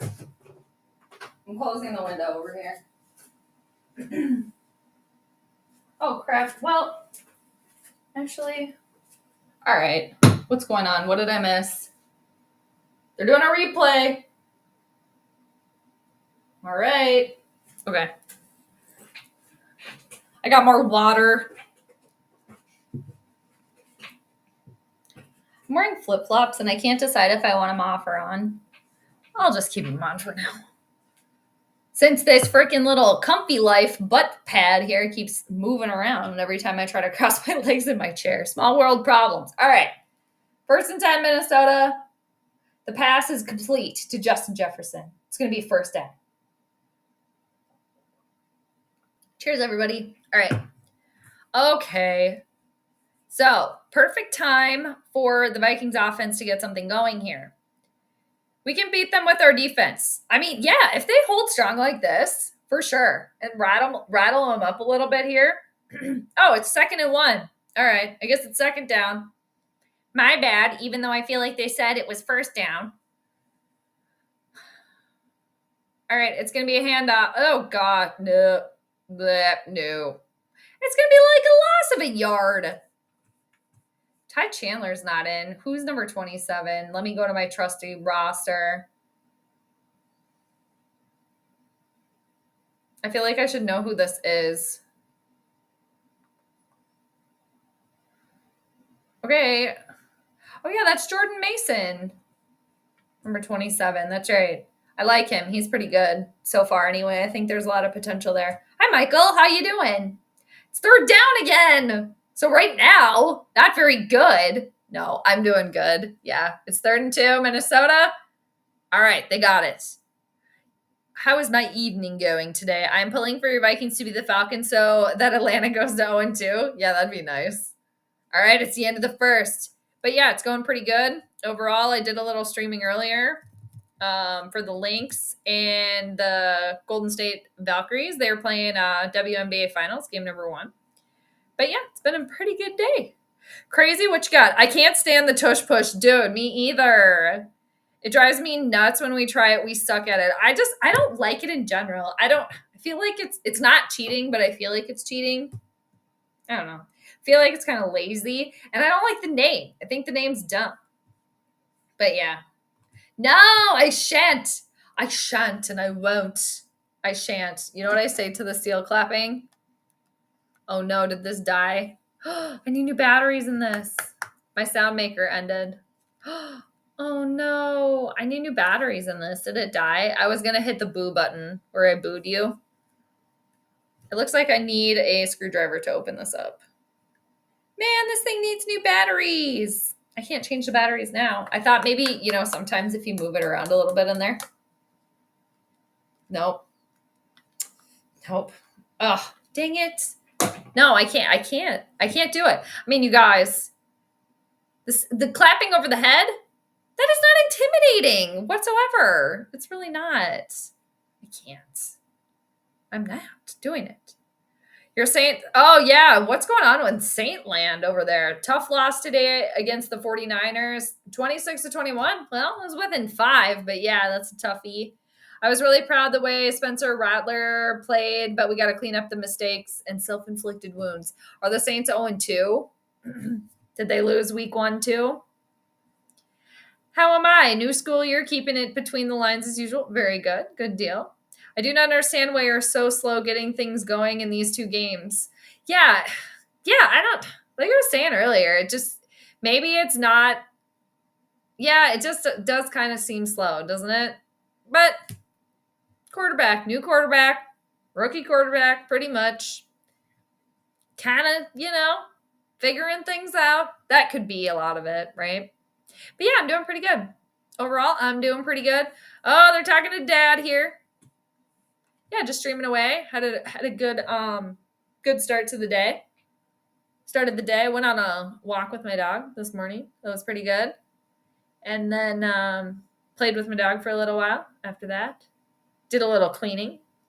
Looked at some astrology charts. And then I streamed a little bit earlier this afternoon for like an hour and a half or so. And then I looked at the chart for this game again. And I made some wild rice, but I didn't eat it, but I made it in my Instant Pot. I was going to try to make some popcorn. I ran out of time, but luckily in the Instant Pot, you guys, popcorn does not take long. If you haven't made popcorn in the Instant Pot, I would suggest it. It works out pretty good, pretty well. I might do that after the game. Make some popcorn. But yeah, it's been a good day so far. The only bummer is going back to work tomorrow, but, another knock on wood. I'm knocking on wood a lot. My work's pretty good, though. It's pretty chill. So it's not like, oh, no. Again, knock on wood. So, but I like not having, being able to do your own thing, right? All right, 2nd and 8 for Minnesota. But overall, pretty good. Thank you for asking. All right, old John Boy's on the run here. He's running home after school. He's running home after church. The cherub is flying. He's got his wings. Our angel, he's trying to fly. Kevin O'Connell, again, wearing all white tonight. He's trying to be the angel here. He's trying to be the savior. We only have room for 1 cherub on the team, Dad. Okay? Robert Redford, horse whisperer, quarterback whisperer. There's only room for 1. And it's old John Boy. It's 3rd down again, people. It's 3rd and 6 for Minnesota. Here we go. McCarthy does have time. He lets it fly, and it's going to be caught for the 1st down. Jalen Naylor, he did have to jump to get it, but pass completed. Okay, they just showed McCarthy there. John Boyle did look, he looked kind of scared. I mean, he just made the pass. It's completed. A little high, but you know what? Completed. It was caught. No worries. Made it happen, man. And it was barely high, barely. Nice. I like the calm, cool collectiveness from old John Boy here. He's 4 for 4 so far, 25 yards. Vikings are now in Falcon territory here. We got Mason with a run, good for maybe about 4 or 5 yards. Oh, yes, when Addison returns, we'll be better on offense. Yep. 1 more game. He's back, week 4, right? Is that you guys, is that already the Dublin game? Week 4?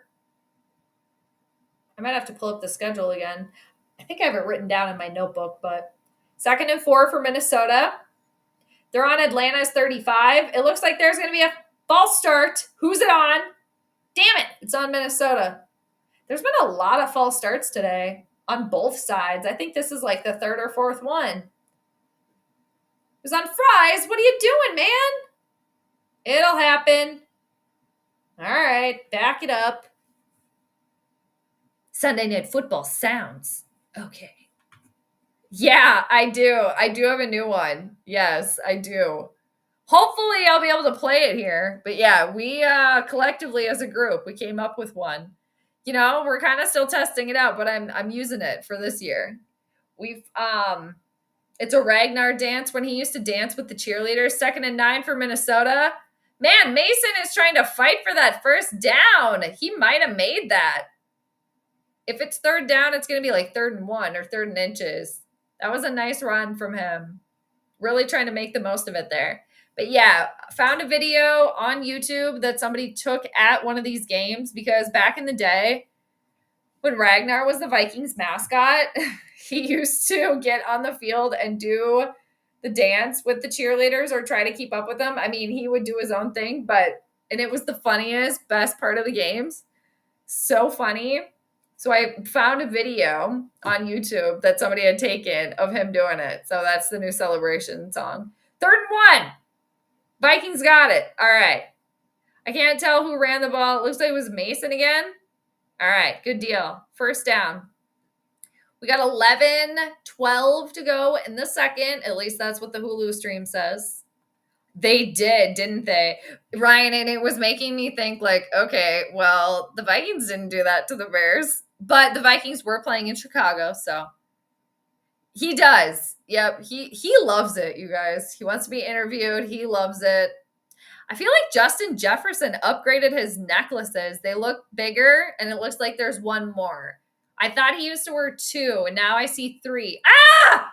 Oh, no! Good night, John Boy. Ah! What was that? Was that a communication breakdown, or was that just I didn't like that. That was nervous. Okay, good night, John Boy. All right, I don't like it. It's 3rd down again. Was there some miscommunication here, or was this just really good defense from the Falcons? Yeah, they were all over him in like 2 seconds. They were trying to punch that ball out, though. He hung on to it. All right, it's 2nd down. 2nd and 18. I don't know what's worse, that or 3rd down. Probably 3rd down. All right, 2nd and 18. Jefferson has time. Damn it. Hawkinson. TJ. You have to try to hang on to the ball, man. All right? You got to try to. That popped out of there. It's 3rd down now. Damn it. Michael. The Saints are 0-2. Rattler threw 3 touchdown passes and had 25. He was 25 for 34 completion percentage for 206 yards. Just the penalties and missed drops early that has got us 2 weeks thus far. I mean, like you were saying though, like that's not like all that bad, right? That's kind of some promising stuff there to look forward to. Maybe you can like figure that out. And again, it's only week 2. Nice. Oh no, Adam, did you hang on to that? Okay, so Adam Thielen doesn't have yellow shoes anymore. He has yellow gloves now. All right, he did hang on to that. That was a nice pass. McCarthy to Adam Thielen. All right. Yeah, and it looks like he was down. We're getting a little replay here. I like Adam Thielen's shoes, though. They're purple. All right, nice. That puts Minnesota on the 20. 1st and 10. 9:19 to go. They could just take the lead right here. Oh, so close. Jalen Naylor with the reception. It's going to be 1st and goal, people. Nice. Put a drive together with McCarthy. Come on, you guys are in good. Yeah. I mean, you guys are maybe ahead. Maybe you know if they scored by now, because I'm behind tonight on the stream. Probably about like 40 or 50 seconds. But we shall see. All right, so this drive, McCarthy, old John Boys, 5 for 6. All right. And overall, so far, again, knock on wood. Ah!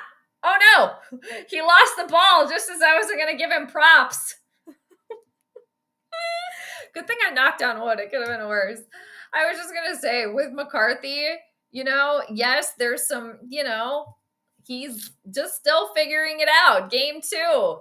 But overall, I was going to say the poise and stuff, and it doesn't really let, at least thus far, it doesn't seem like he really lets, his mistakes and errors hold him back, right? He can kind of, shake it off and move forward so far anyway.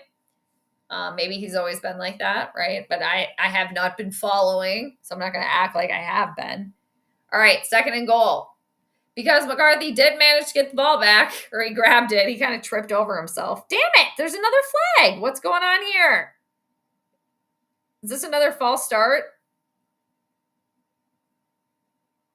Oh, it's a delay a game. Okay. It's like 3 steps forward, 2 steps back here, people. All right. Still second and goal.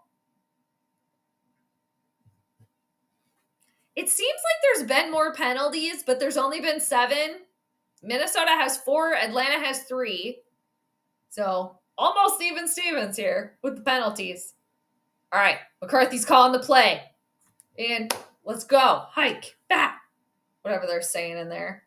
Second and goal. Vikings are now backed up, but within reason. Oh, no. We got another good night, John Boy. Damn it. Janet. How many sacks is this tonight? Is this the 3rd sack tonight for Atlanta? I want to say this is like their 3rd or 4th sack here, people. I've been going to this clip a lot already tonight. I mean, for real. Good night, John Boy. Okay? Like, good night. Goodbye. Woo! He did see him coming there at like the split second, like corner of his eye. But, yeah, good night, John Boy. See you later. All right, so Atlanta has 3 sacks tonight. I thought they had 4. That was their 3rd. 3rd and goal. All right, McCarthy has time. He's trying to scramble. He can't get anywhere. Damn it. At least he tries to get out of there, you know? Again, a nice change of pace from what we had earlier when we had to deal with somebody that would just kind of cower like a frightened little turtle. Okay, who happens to be on the sideline tonight. We haven't really been seeing a lot of him because he's on the sideline tonight. I don't know why I'm yelling. But anyway, it's a nice change of pace. All right, here comes Big Willie style here, 33-yard attempt to put Minnesota on the board. All right, it's good. Let's dance. Okay, you guys, let's boogie. You ready? Finally, Minnesota on the board. I can come back to the chat here. Update the score while we watch Ragnar dance. This is our celebration now when the Vikings score. We could have pulled up overtime stay. This is the best part of the game, guys. Bring Ragnar back. Bring him back. There's been a lot of penalties flagged. Yeah, there's a lot today. Seriously, you guys, this was the best part of the game. No lie. So funny. And everybody's watching back there. So funny. Because the cheerleaders would be on the opposite end zone doing their Ragnar would be doing his dance. I'm sorry. You have a real live Viking mascot available. Why? Because you wanted 20 games, so what, man? You have that available. I mean, come on, you guys.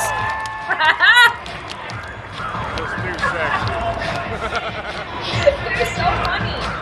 I was at so many games when this happened, and I look forward to it every freaking time. Especially the Vikings, right? Make something fun, okay? Dad doesn't want to be interviewed. With PA only, yes. With the prodigal son, Paul Allen, yeah. Yeah. You guys, I said this before, and I'm going to say it again. And I stand behind it. I stand by it. And it is a quality of Gemini. We all have Gemini somewhere in our charts, excuse me. So I do think he's a little bit of a two-face. All right? I said it, okay? Again, wherever you have Gemini in your chart, you probably have a little two-faced behavior, okay, of some sort. And it doesn't have to be a bad thing. But in this capacity, I'm referring to it as a little bit negative.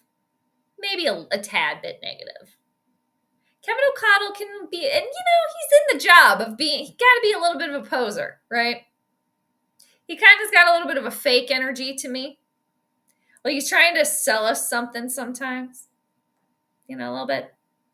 And, and then when push comes to shove, when, we hear, well, I gotta do better. We haven't heard that yet because we haven't had to. But, when he actually has to say something, he really says a lot of nothing. But yet at the flip side, he can be very eloquent, and very well spoken. And, gets along well with the media, won coach of the year, whatever. All right. So Minnesota's on the board. Oh, I had to change the score. That's what I meant to do. You guys, come on. You got to say, hey, yo, change the score, yo.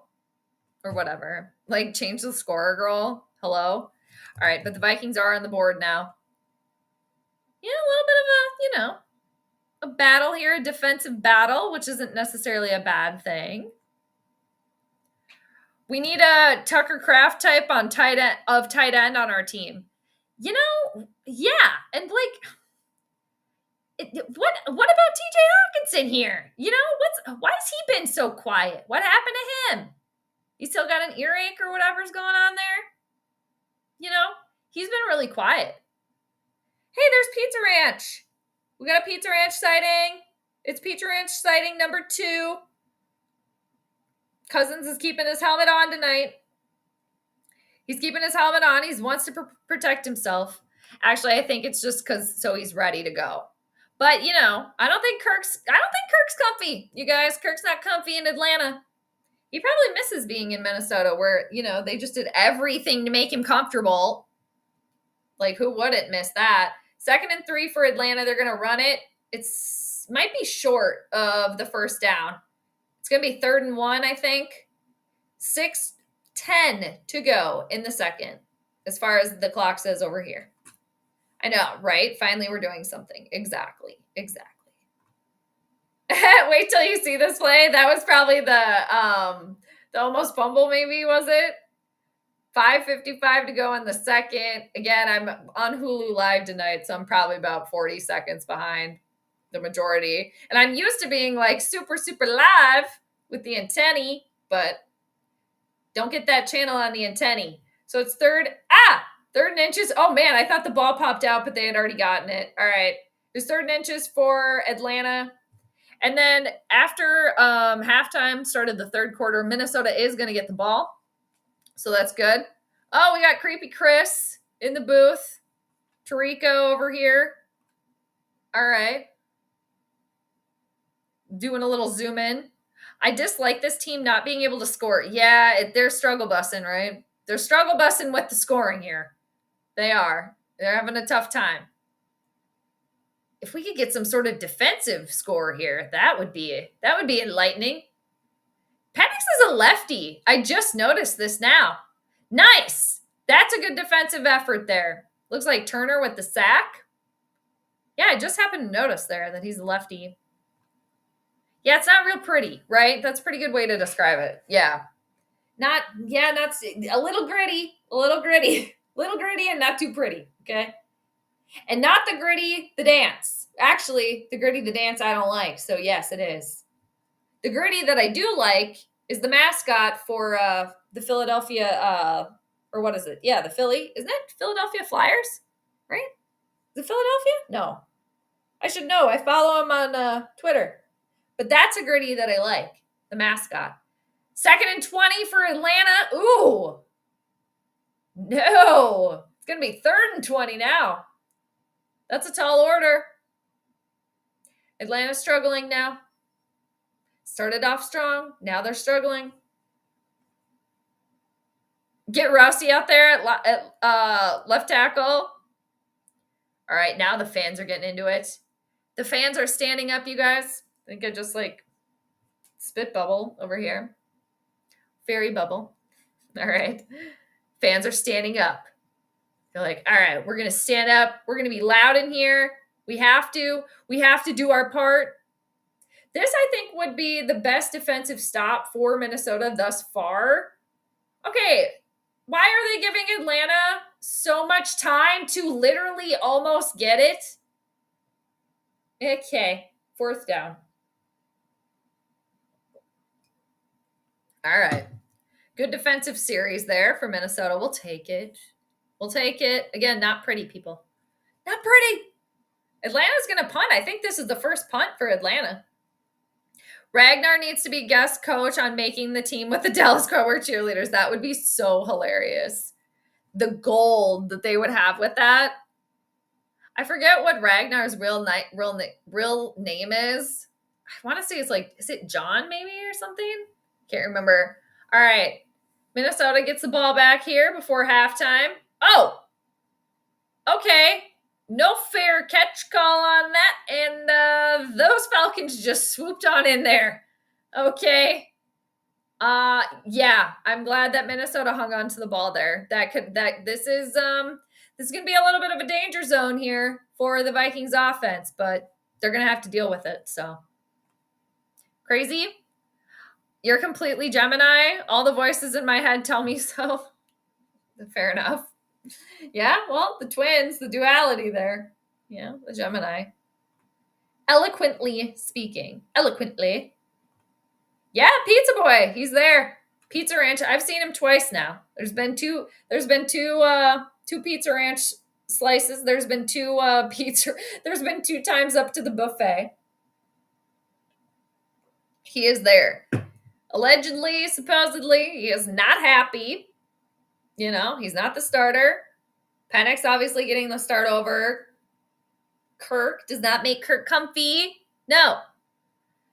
And it seems like he wants to be released from the team to go elsewhere. But obviously he's still there, so. It's third and Edina. Third down again. Third and Edina. That's funny. Hi, John. Yes, Grenade is Philadelphia Flyers of the NHL. Thanks. Thank you. Thank you for the confirmation. Yeah, I could see the orange. I could see everything, but yeah. So I do like that Gritty. I do enjoy that Gritty. He's hilarious. He's very funny. All right. Still in the second quarter here, people. Thanks again for hanging out. I'm going to put my pen on the side. I'm going to put my notebook over there because my elbow keeps hitting the spiral. And I'm going to take my flip-flops off here. Alert, everybody. I'm going to put them over here because I feel like I kind of keep kicking the camera on accident. And then I'm going to try to scoot this butt pad here from my chair up. Okay, here's the key. I have to basically like lift my legs so there's no opportunity for my feet to scoot the butt pad back, way back on the chair. Because I don't want it way back on the chair. So in that case, I have to be away from the desk so that I can my knees don't hit my desk. So then I have to scoop myself over. So stupid. Again, like Summer Home said, #Nana problems. Okay. But yeah, this is perfect now. Legs crossed. I feel like I have a little bit better posture here. All right, 1st and 10. Vikings have the ball back. I have my butt pad where I want it on my chair. Here we go. It's going to be Aaron Jones for a run. 2nd down. Better than 3rd down. Okay, we'll take it. All right, we have somebody on concussion protocol here from the offensive line. All right, well, we have a 2nd-year something or other. I didn't catch his name. Well, he's a person. I shouldn't say that. On the offensive line now for Minnesota, so yikes. No problem. 2nd and 4. Adam Thielen with the reception, and it's good. All right, good deal. The one thing with Adam Thielen that I said that it would be fine. Okay, Kevin O'Connell, he's holding the playbook like a freaking menu, which they all do, but that menu is shaking, okay? Remember when Zim, we used to see him shake too? He used to shake, rattle, and roll. Dad's nervous tonight. I feel like Dad's a little nervous tonight, okay? 1st and 10, Minnesota, fresh set of downs. Faking the handoff. McCarthy does have time. He lets it fly. Oh, no. You guys, it's intercepted. Uh-oh. Oh, no. Uh-oh. Oh, no. Oh, no. Is that a pick 6 right now? Or was he down? Uh-oh. Oh, gosh. What's going on here? What's going on here? He was down. Okay. No pick six. Man, intended target, Jalen Naylor. Damn it. Ryan, I was saying that yesterday at the Bison game. I would say it's 3rd and minus. There you go. Did people like it? Yeah, the Bison game, you had fun though, you were saying on Twitter. I bet it was rocking in there. I've never been to a Bison game, but rumor has it, I hear they're very popular. So, and then they won, right? It was 41-14. I think I remember because the palindrome of it all. But yeah, you still had fun.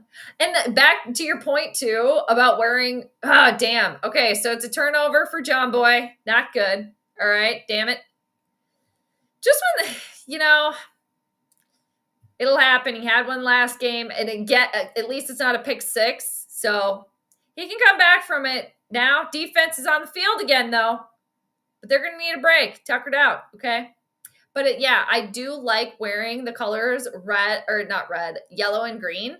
But yeah, also weird because those are the evil colors, evil to the east colors. But I like those colors. I like them individually, and I do like to wear them together. Speaking of, there's Randy. That's so funny. Hey, Randy, how you doing? Okay, what was going on in Evil Land today? You guys aren't playing tomorrow night, are you? What happened with the Evil today? Did they play today? Did you guys play today? Are you playing tomorrow? I think it's Houston did you guys play Thursday? Did you guys play Thursday night? Tell me. Tell me. I can't remember. We're still on commercial break. All right, John. Bison like the best FCS team. That's a tongue twister in recent years. A lot of championships. Yes, they've been pretty good. Carson Wentz is from there. Yep. Who's now the Vikings backup. Yeah, they've been very successful for a long time. Yeah. North Dakota State. Uni. I've been pretty good. Yeah, pretty good. Thank you for asking. Yes. Okay, that's right. Thursday. Thanks, you guys. Who did you? Oh, yeah. Played Washington. That's right. Okay. Thanks, everybody. Thank you. I'm like, I know they didn't play today. You guys, it's going to be really hard to keep up for myself when the games are pretty much every day. They pretty much are right now anyway. But yeah, that's right. It was Washington and the Evil Thursday night. That is right. And what's the next day do you think that they're going to add? I mean, well, there's already Saturdays. I mean, that's playoff times. But all right, we made it to halftime, people. It is halftime. Oh, no, it's not halftime yet. Is it? Okay, I'm like, wait a minute. There's still 2 minutes. And then they cut to halftime. I'm like, what? Oh, my God. Maybe I should have drank some of that coffee. Jeez. All right, it's 8:30, 2 p.m. Central. There's 1:59 left to go in the second. That's what my Hulu stream is telling me right now. Unless I just jumped timelines, but I don't think I did. At least not right now. All right, 2nd and 7, Atlanta. After the turnover, there is an Adam Thielen shoe, his old shoes. They're on the field. I feel like the flags have really been flying today.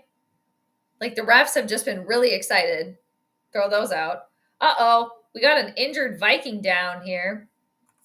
Let me check my trusty roster. Let's see what this penalty is here, too. That's Jonathan Grenard. Uh-oh. Oh, no. You guys, remember when I was talking about, like, a shot to the kidney or something earlier during the Planetary pregame? He was kind of just holding down here.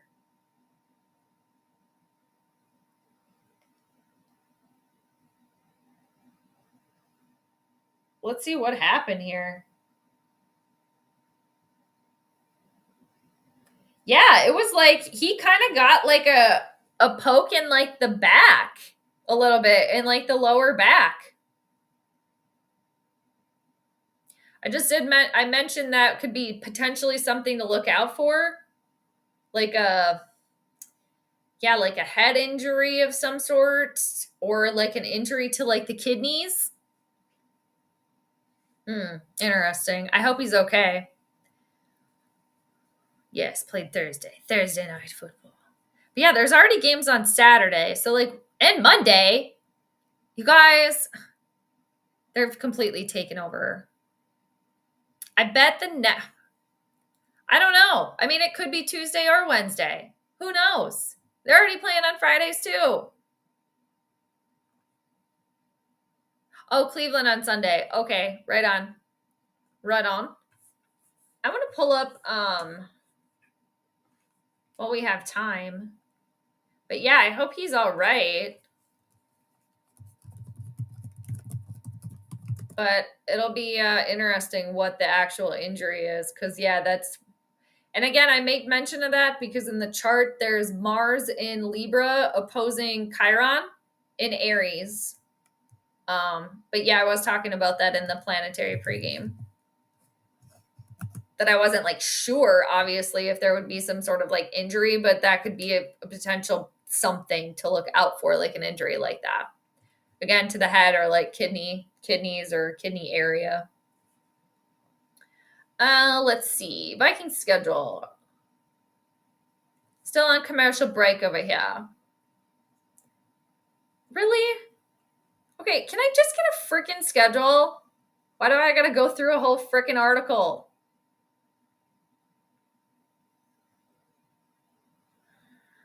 Man, it is week. Okay, so yep, it is week 4, you guys. Like we were talking about earlier, where they go to Dublin.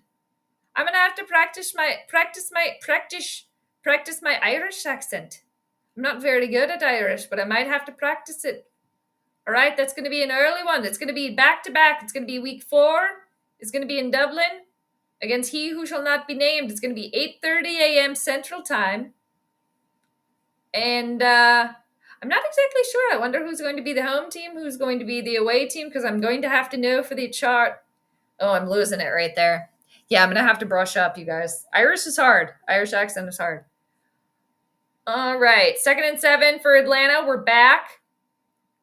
Atlanta's looking to run it. Looks like they got it. Not sure exactly the injury. I did miss that. So if anybody... Oh, it looks like he's back in. All right. Grenard's back in. Looks like he's fine. That's good. And then the next week, they play the Cleveland Browns in London. Then I have to switch to like the Downton Abbey. I have to talk like that for the next week. The following week is also going to be at 8:30 a.m. All right, it is third down for Atlanta. It's going to be 3rd and inches right now, right? I totally thought that they got that, but they didn't. They just did right now, and then they got some more. Oh no, Atlanta's looking to score. Yeah, so I'm going to have to brush up on both, all right? Before then. I got a couple of weeks here. You saw a report that Joe Burrow, could miss 3 months. Oh, damn. Turf toe. Every time you hear about turf toe, that lasts forever. You know, whenever I've heard about it, I always feel like, yeah, that lingers. Man, that sucks. So it's probably going to be Browning. Man, that's crazy. Because he used to be the quarterback for the Vikings, or one of them, I guess. I shouldn't say like the quarterback. I like Jake Browning too. And he led the Browns to victory. So yeah, that changes some things, doesn't it? Ireland. Yeah, I gotta practice the Irish. Penix is 7 for 11 so far, 76 yards. 2nd and 6 for Atlanta. 36 seconds left to go in the second, at least where I am watching right now. Again, on a delay. 2nd and 6 on the 15. Going to the end zone. The throw is way off the money there. I don't know what was going on there. 3rd down. 3rd and 6. I believe the first overseas game, they're the road team. Okay. Yeah, I should look at that. I feel like that does sound right. I'm going to write that down. But yeah, I'll have to figure that out. But yes, they always make one the home and the away. All right, so Pittsburgh would be away then, obviously, in that one. All right. Home in Dublin. All right, 3rd and 5. Home team in Dublin. Oh, that throw was off the mark too. All right. Good defense there from Minnesota. So far, no team in the end zone yet here, people. Yeah, slow. Was I talking about that? I think I was blathering about that. Did I say that both teams would be slow to start? Or did I just say Minnesota? I think I might have just said Minnesota. All right. Okay, here's Parker Romo yet again. 3rd field goal of the night, or 3rd field goal attempt. 33-yarder. Former Minnesota Viking, Parker Romo. It's good. Yeah, so far the kickers, scorers for tonight. Again, neither team been in the end zone. All right. So, close game here. Close game. 25 seconds to go. JJ's getting warmed up. Dad's getting excited. He's like, all right, you guys, you have curfew tonight. You still have curfew tonight, okay? You have curfew, but you know what? Just because I'm gonna give you, instead of 10 o'clock, I'm gonna let you go out until 10:30. Okay, 10:30. So you guys get excited, you go out, you do your thing. Okay, but we still gotta remember, all right? You gotta be home by 10:30. Letting you go crazy. I know that's pretty crazy. All right, we're getting a shot of the bird graveyard here. I don't see any feathers in the windows. All right. 25 seconds to go. Can Minnesota make something here in this 25 seconds? We shall see. We shall see. I like how, like, now, too, like, all right, now we got to go. Now we got to go. But I guess, O'Connell's kind of had to do that since the start of the game. He went for it on that 4th down. Yeah. I feel like that set a little bit of a weird tone, too. All right. Vikings on the return. I think it's Powell that has it. Still upright. Zigging and zagging, kind of veering to the side. It's all right. 18 seconds. That took 7 seconds off the clock here. So let's see what the Vikings can do. So Buffalo ended up beating the Jets by 20 points. That's why they switched the game, because on the guide, it had Buffalo and then the Jets. And then when I turned it on, I forget which teams were playing. But all right, McCarthy, 7 for 10, 68 yards, interception. Shake it off, man. High snap. McCarthy trying to scramble. Damn it. Oh, shoot, you guys.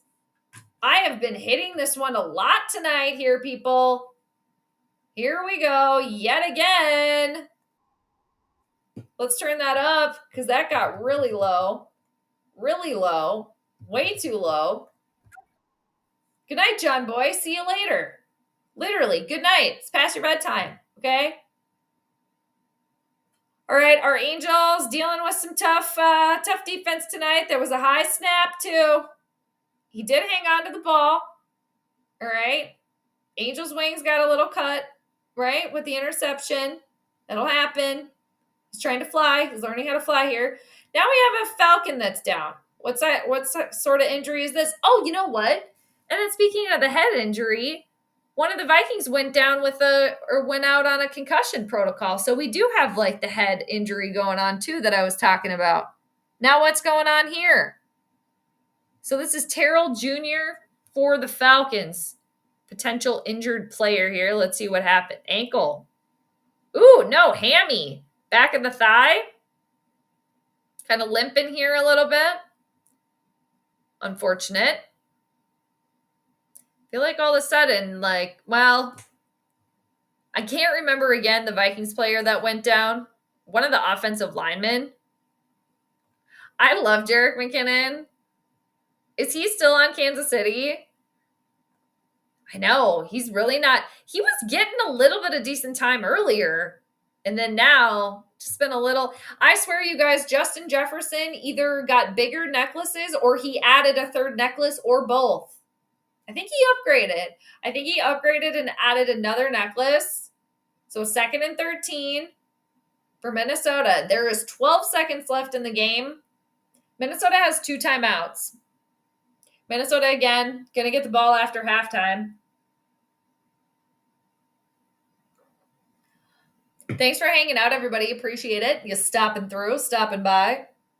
All right, McCarthy is still upright. He is flying that ball to a wide open Justin Jefferson. Oh, man.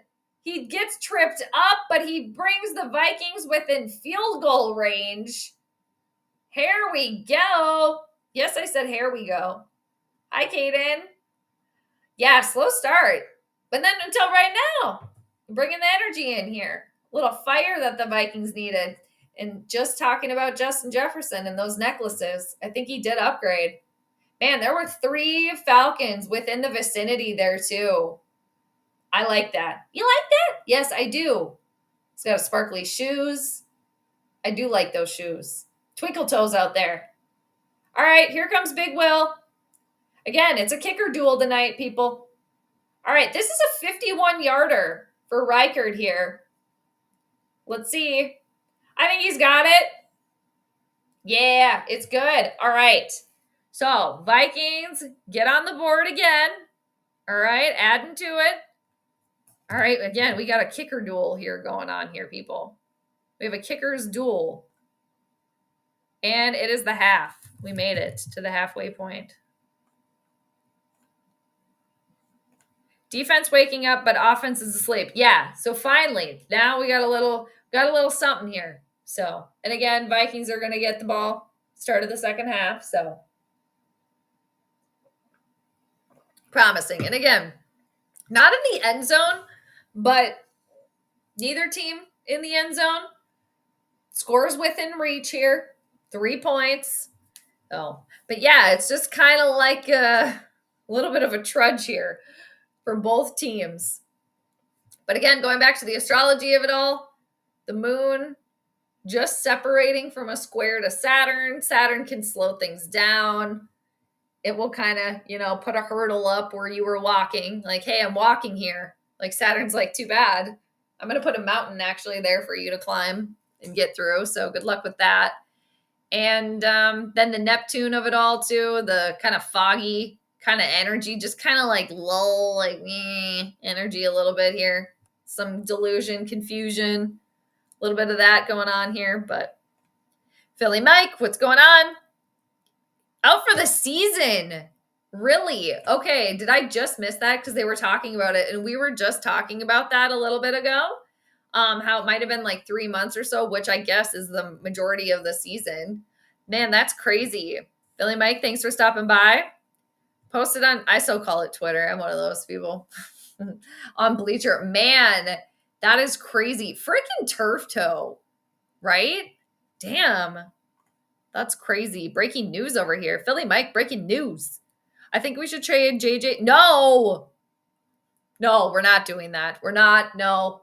Texas, do not say that. The Vikings just got rid of him. Actually, well, it's been, 2 years now? This is year number 2. Yes, year number 2.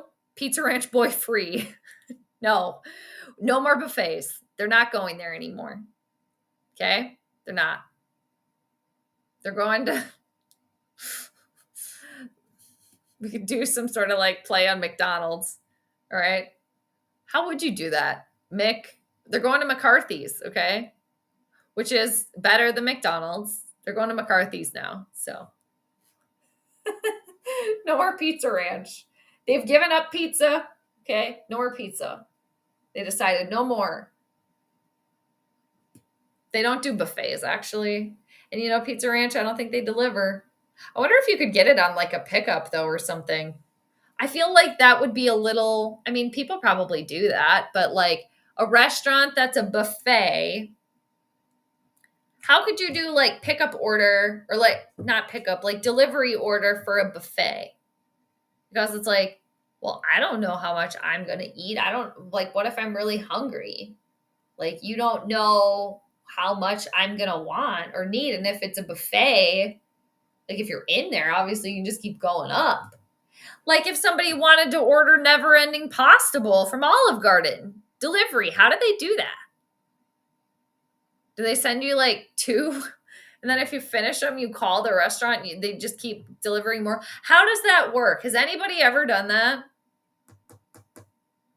Or do they not let you order Never Ending Pasta Bowl on delivery? Like it has to be an in-restaurant thing only. Hi, Tree. How are you doing? Hello, hello. Just talking about talking about never-ending pasta bowls and friggin' pizza ranch over here. But yeah, what do you think so far? A little bit of a kicker duel, huh? Always good to see you. Thanks for stopping through. I know I said this last week, but I'm so damn proud of JJ for responding. Yes, it would have been better if it was a touchdown, but this could be the catalyst like Monday. This is true. You're right. Yeah. And I like, yeah, through the interception, okay, it happened. Let's move forward, right? Wow, the Colts ended up beating the Broncos by 1. Denver missed a game-winning field goal. Oh man. Just seeing some of the stuff on the bottom over here at the half report here that they got going on. Yeah, I think JJ, I agree. I like that, moving forward, calm, cool, collected, can come in clutch, at least first game. We've seen it, so it can happen again. And yeah, just kind of like the icy vein energy, which I think is really good for a starting quarterback, in my humble opinion. And again, just kind of like such a refreshing change of pace from what Vikings fans, what we have been used to seeing. Granted, we didn't see that last year with Sam Darnold, and I'm still a Sam supporter. And good for the Seahawks. They won today. So, you know what? That's my Darnie. That's our Darnie still. Okay. Man, Lions, Ryan, you were right. 52, Bears 21. Whoa. Give the kid a chance. It's not him, it's the line. Right. And they're dealing with, the Vikings dealing with can't remember who went out, but one of their starting linemen went out. And yeah, for McCarthy, obviously it could be like considering everything, I think he's really doing a good job. I really do. And just also considering all the pressure, right? All of the pressure and everything leading up to this. Like they have been like planting the seeds like crazy. They being the Vikings organization. Back to the Wolves freaking playoff series where the JJs were sitting courtside. I mean, and then there was like video circulating around of McCarthy like going around doing like good deeds in the city. Like I think he was feeding like homeless people, stuff like that. Just all of this, like they're all in. I mean, all the chips are in. So as a Vikings fan, and I'm sure as an organization, they are just like tickled that they pushed all the chips in. And so far, the hand is still active, I guess, shall we say. I love a good roundabout. I will say that. John will take it. John, again, staying calm, cool, collected here. We'll take it. I like it. Very good. The line better get ready for the cheesehead defense. Oh, gosh, the evil. Yeah, get ready to frickin' get your cheese boards out. Get your charcuterie. All right, ready? Yeah, they're going to be a tough matchup. But you never know. A lot could change, right? Everything, changes so quickly too. Obviously, just with like all this news that has just happened today. Oh, Fries went out? Is that who went out, really? Oh, man. That's crazy. Okay, thanks, Ryan. That also makes me want French fries. I don't have any like French fries per se, but I do have potatoes that I could slice into French fries. I could I wish I had what could give me like a waffle fry cut? I'm trying to grab my flip-flop that fell over my desk with my foot. Surgery for Joe Burrow, now they're saying? Dang! Mike McDaniel, I won't spend a moment thinking about my job security. Okay. All right. Yeah, now I want some fries. I'm hungry. It's going to be another night like last week, you guys, like last Monday. Well, I guess, yeah, last Monday, where pretend that I'm living in Europe until I'm actually living in Europe, eating dinner at like 11 p.m., right? It's going to be another one of those nights, but that's okay. Crazy. I don't think it's the line as much as it's the coaching staff. Some of the plays the last two games are head scratchers in the beginning of games. I agree with that there. I do agree with that. Yeah, some of it's been a little, but like John was saying earlier, the difference between a bad play and bad play calling. Have there been too many bad plays now that is leading to the bad play calling? I need more water again. Man, probably because I haven't really eaten anything today. But I had some pistachios just a little bit before the stream. They're very good, but they're a little salty. And I had some coffee. That was way earlier, though. All right. Oh, yeah. And then the Cowboys and what other team? They went into overtime. What was that? Was it Tennessee? Were they playing the Titans? And then, another kicker. The kicker's coming in clutch today. All right. If you think about feet in astrology, Pisces rules the feet, and Pisces is ruled by Jupiter and Neptune. So Neptune getting the square from the moon, kind of right now, that might be a little bit over and separating at this point, but all the kickers coming in clutch today. Jupiter being in Cancer, being exalted there. So I really like Denver's colors, that bright orange. I like that. Oh gosh, Ryan, I have to humbly disagree. I know a lot of people like that. I know they do. I would take the mayonnaise, but I don't. Okay, Jared Allen came in on a motorcycle. Man, nothing comes close to the horse. Like, I'm sorry. They needed to redo that again. I like Jared Allen though. Man, the ketchup. I can't do the catsup. I can't. I don't like ketchup. But I know a lot of people like that combination. I don't like ketchup. If there's nothing else, I would just have plain fries. But if like I have to have ketchup, like if the fries are just like, I don't know, for whatever, if they're like, I don't know, I think I would just do plain. But if the fries are like, I don't really ever see a point now where I would, like back in the day, I used to kind of like, if there was nothing else around, I would do ketchup and then put a bunch of black pepper in it and then like mix it around. But yeah, I like ranch and everything. But I do like mayo. Aioli, always have. Very good. I don't like Miracle Whip. I know we've had these conversations before, but it's fine. We have time. It's halftime. We're talking about food. I'm hungry. But I love fries. There's really no bad fry. There really isn't. I will say that but I'll still eat them. I'll still eat them and I'll still enjoy them. But I think my least favorite fry is like steak fries. And the favorite fry, that's a close one. Ugh, that's a toughie. It's close. It's close between curly fries, waffle fries, and tater tots. Very close. Oh man, I love them all. Okay, I think I'd have to go. Waffle fries 3. Man, they're so good though. So if I put waffle fries is 3, then it's between tater tots and curly fries. That's tough.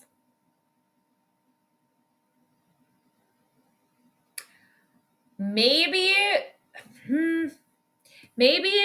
tater tots just because they're a little bit more versatile, but I love them all. And like a really good spiraled curly fry. You really can't get better than that. And a really well-seasoned waffle fry. You guys, I'm hungry. Okay, what about the Giants? I got caught up on fries. I'm sorry. Hi, Maverick. Did you go to Skull Fest? How was it? Offense, you got to do better. Left side of the line is playing like ass. There you go. I would agree with that. It would be nice to keep the defense off the field for a while. Because I was blathering about this before that it just seems like the defense is on the field for too long a lot of the time, and they get really tired really quickly. And okay, that isn't my camera. I can't tell if it's my camera. I'm hitting my desk with my foot. But yeah, and then the offense hopefully kind of just starting to gel a little bit, kind of get the wheels in motion. But yes, good to see you. Thanks for stopping on through. Yeah, defense, I mean, they've been out there. They've been holding it down, so good for them. Oh, hi, Kaden. Thanks for saying hi. Thanks for being here. How you doing? Are you a Vikings fan too? What do you think of the game so far? Do you think the Vikings are going to come back and win it? Will the Thrill has been great. Will the Thrill, there we go. Big Willie style. Yeah, both kickers. And, former Viking, Parker Romo, leading scorer for Atlanta over there. Oh, man. See, we're talking about fries. I mean, hash browns, too. Hell yeah. Oh, man, hash browns are... Oh, man, you guys, I don't know. Hash browns are up there. I could almost, put hash browns... I could almost have hash browns take number one. All right, Vikings, get the ball back. We're in the start of the third quarter here, people. I mean, hash browns, really good at cooked hash browns. That might actually be number one. They're all so good. And I will say next to steak fries being near the bottom, but again, I will eat them all and enjoy them. The shoestring. Those aren't necessarily my favorite, but I will eat them and enjoy them if there's nothing else. I like crinkle fries. Those are good too. Culver's has good crinkle fries. I wish I could find, all right, 1st and 10 Minnesota. A little flip to Aaron Jones. It does work out in the Vikings' favor. Not going to be good enough for a first down, but about 8 yards. And I think have I had these actually? Maybe I have had these once, but I was going to say vegan cheese curds. Those would be good. Because tater tots too, you can make into tachos, which are bomb. Z, what's going on? Good to see you. Thanks for stopping by. All right, 2nd and 2. Faking the handoff. Aaron Jones, nice block there. Giving McCarthy a lot of time. Oh, damn it. Overthrew Adam Thielen. All right, somebody's been listening to my stream because we didn't get any crybabying after there wasn't a flag there. That is such a nice change of pace there. Somebody's been listening to the channel.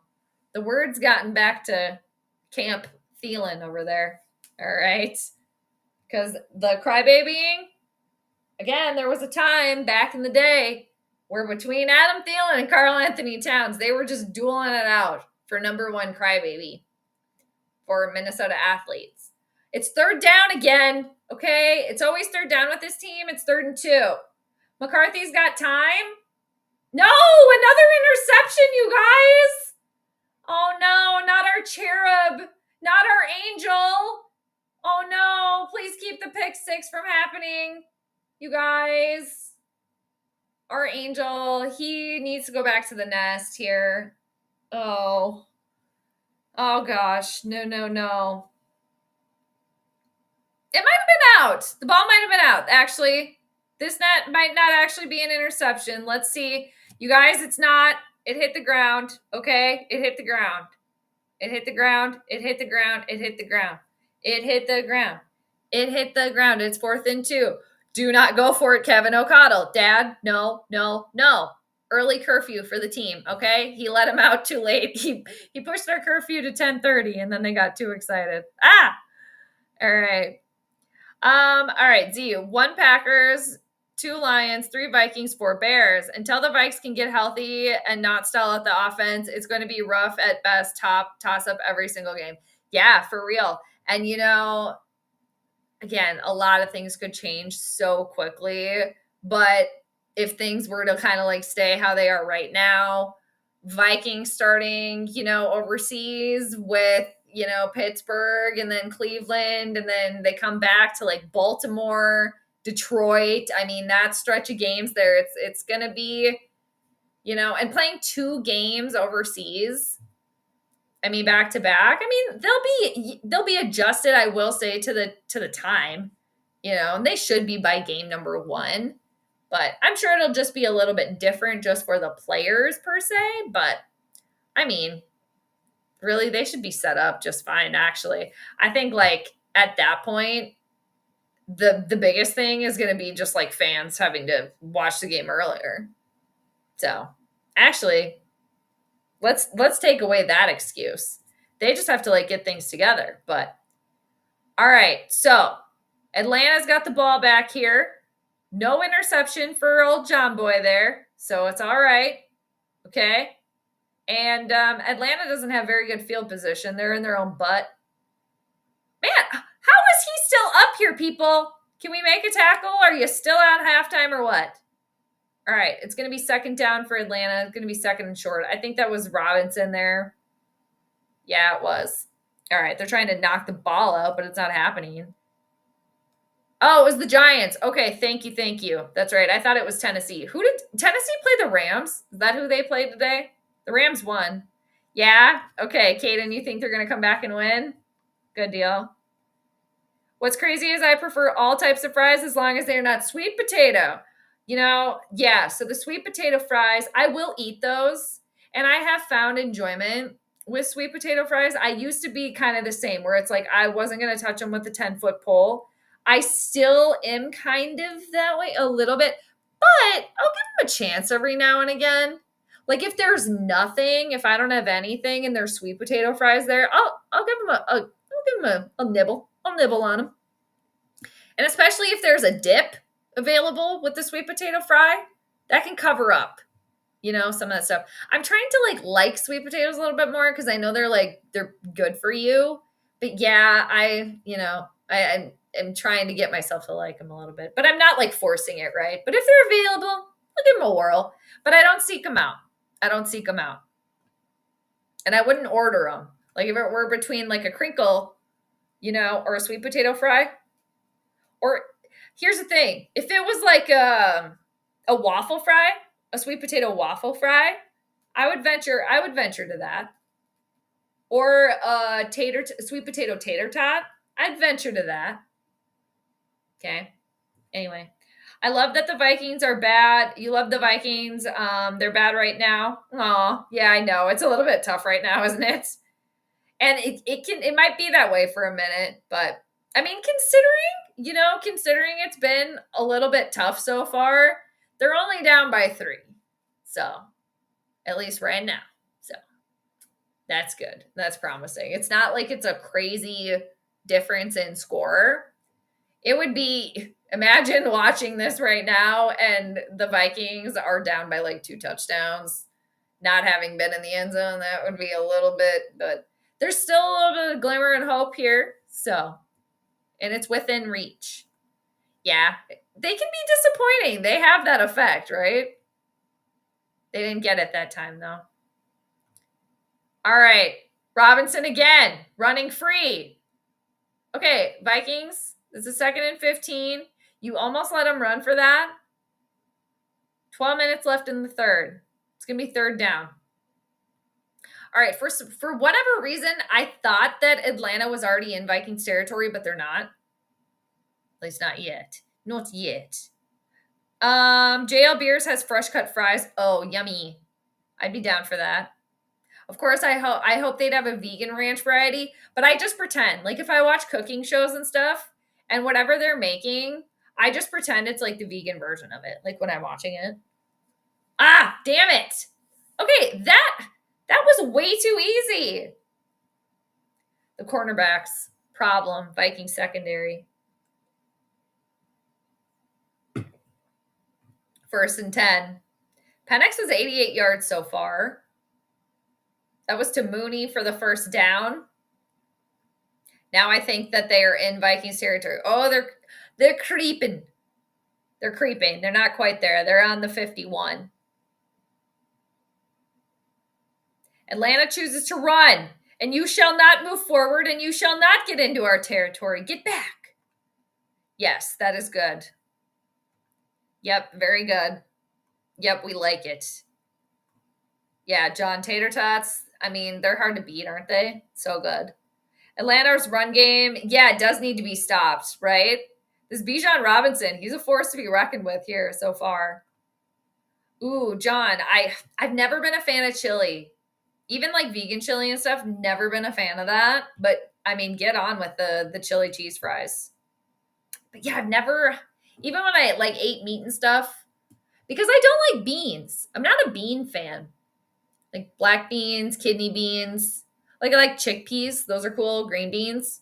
But yeah, like the main basic elements of chili. Just never really been a fan. And I don't really love tomatoes either.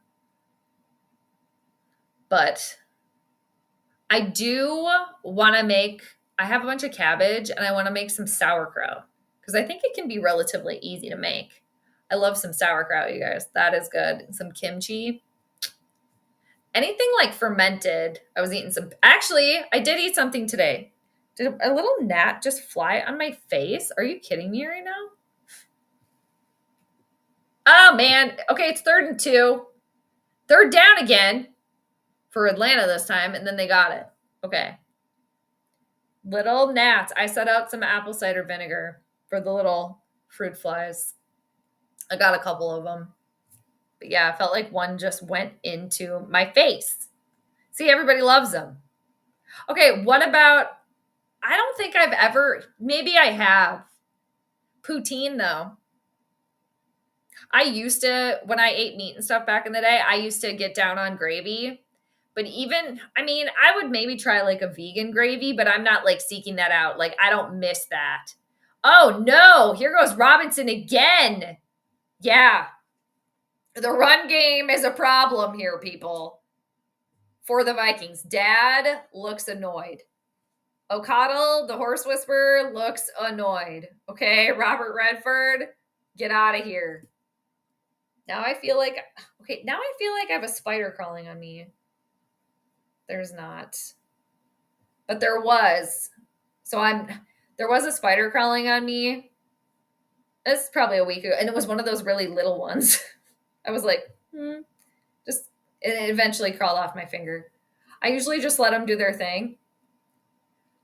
All right, 1st and 10. There we go. Got a little bit of a stop here. I feel like this quarter, we're at the 8-minute marker. It's going kind of fast. The 3rd quarter is kind of going fast.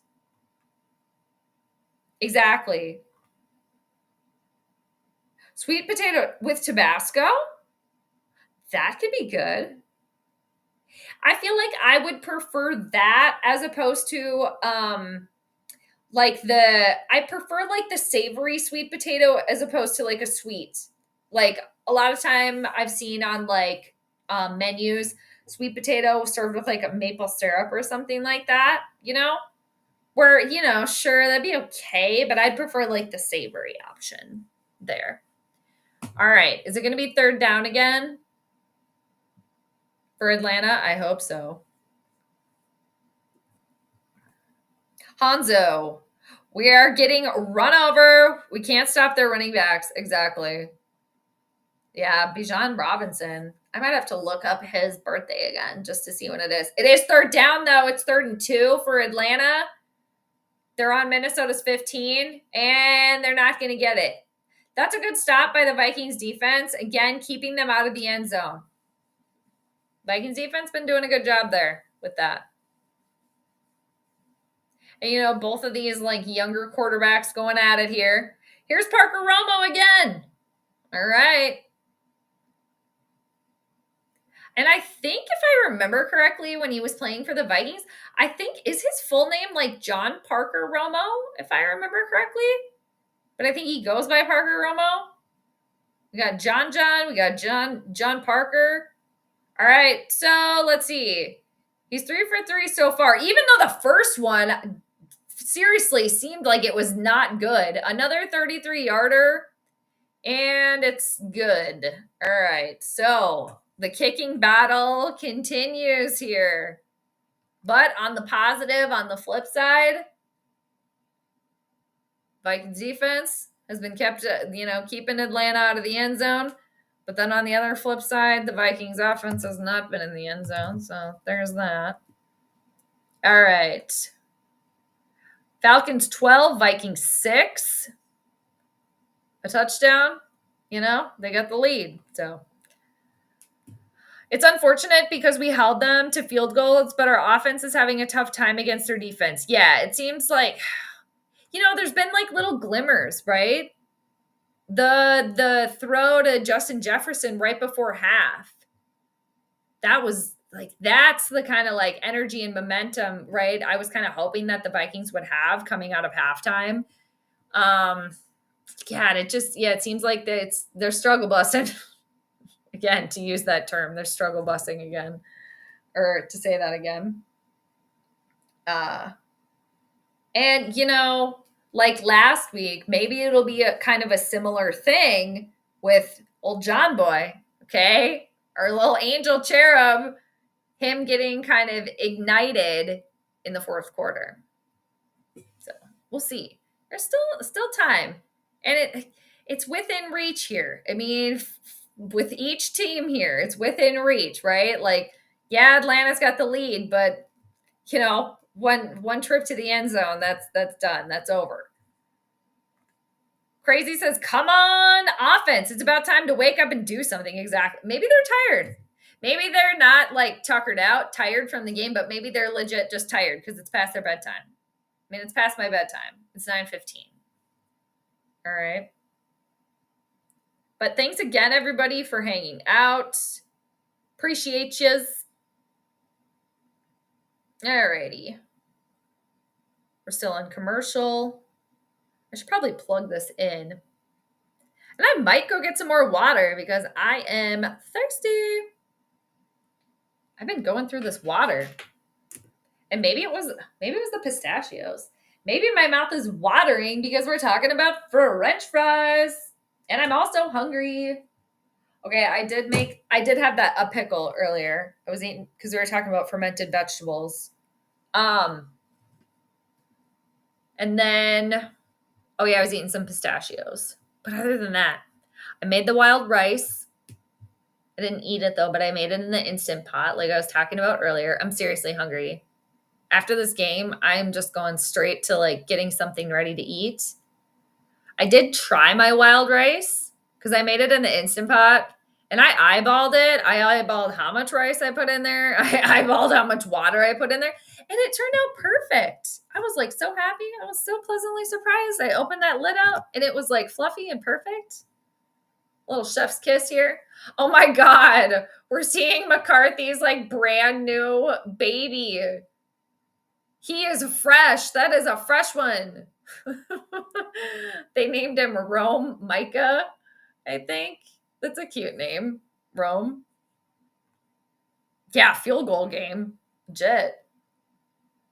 Yeah, it's like, is it a defensive effort? I mean, it is. Or is it like a lack of each team's offense really getting rolling? I want to say the first, right? That it's just the good defense. All right, second down for Minnesota. 2nd and 7. Trying to get something rolling here. They got 6 points on the board. Still looking to get in the end zone. One trip to the end zone. We'll turn this thing around. Turn this ship around here. And yeah, again, this third quarter just going quickly. 5 minutes, 30-ish seconds left. McCarthy does have time here. A little dump pass to Mason. It's going to be short, it looks like, of the first down, probably about 2 yards or so. McCarthy did have time. It kind of looked like that was his last resort there, but he went with it. The throw to Thielen was a solid first half. That's true. Yep, you're right. Not enough consistency though. Yeah, it's just again kind of been sprinkled, like the Salt Bay. You guys remember the Salt Bay sprinkling the salt, right? Yeah. Tree, the line won't hold up for him to throw good enough. Yeah, he had time in the last one. So again, we're getting kind of some glimmers here, but yeah, the offensive line, it's been a little, oh gosh, a little tough. And just like that, Atlanta holds them. It's 4th down, Minnesota. Dad's like, what am I going to do? Robert Redford, I can't whisper like this. Do not go for it on this 4th and 1. Don't do the same mistake as last time. Don't do it. He's probably going to go for it. My water's gone again. I will say though, you guys, I love this copper cup. My God, they're going for it. Ah! It makes the water taste so good. I'm obsessed with it. Oh God, did they get it? McCarthy fell forward. Did he get it? Where are they going to put it? Put the ball down. Did they get it or not? Oh, God. I have to go get more water. It's hard to tell. It looks like he got it. It looks like the ball went forward where it needed to go. It's hard to see. I think he got it, though. Yeah, it's 1st and 10. Okay. Yeah, they're really having a tough time. They got that, though. I mean, ballsy move going for it on the 4th and 1. Let's hope it pays out, and it looks like it is. Mason with a nice run here for a 1st down. There's a freaking flag on the field. All right. What's going on here? 2 steps forward, 1 step back. It's going to be holding on Minnesota. Some offensive line holding. Damn it. I think Mason's looking really good, though. He's going to give Aaron Jones a run for his money if he hasn't already. Uh-oh, we got the ominous blue tent out here, people. Yeah. It's 1st and 20 now. I think our running game hasn't been very good. They're running into brick walls, except for that last one. So, yeah, but other than that, it's just like these little glimmers and no, Jones, Aaron, come on, man, you're better than that. You know that you're better than that, man. Okay, now this is a third and 20. It's 3rd down again. It's always 3rd down. Or is it actually 2nd and 20? I can't keep track anymore. Oh, see what happened there? Aaron Jones ran into him. Okay, it's 2nd and 20. Still shitty, but more manageable, better than 3rd and 20. All right, McCarthy is scrambling. He's going to try to get there. He manages to get 10 plus yards, so I'll give him that. He's finally taken down. Now it's going to be 3rd down. 3rd and manageable now. So we'll give him that.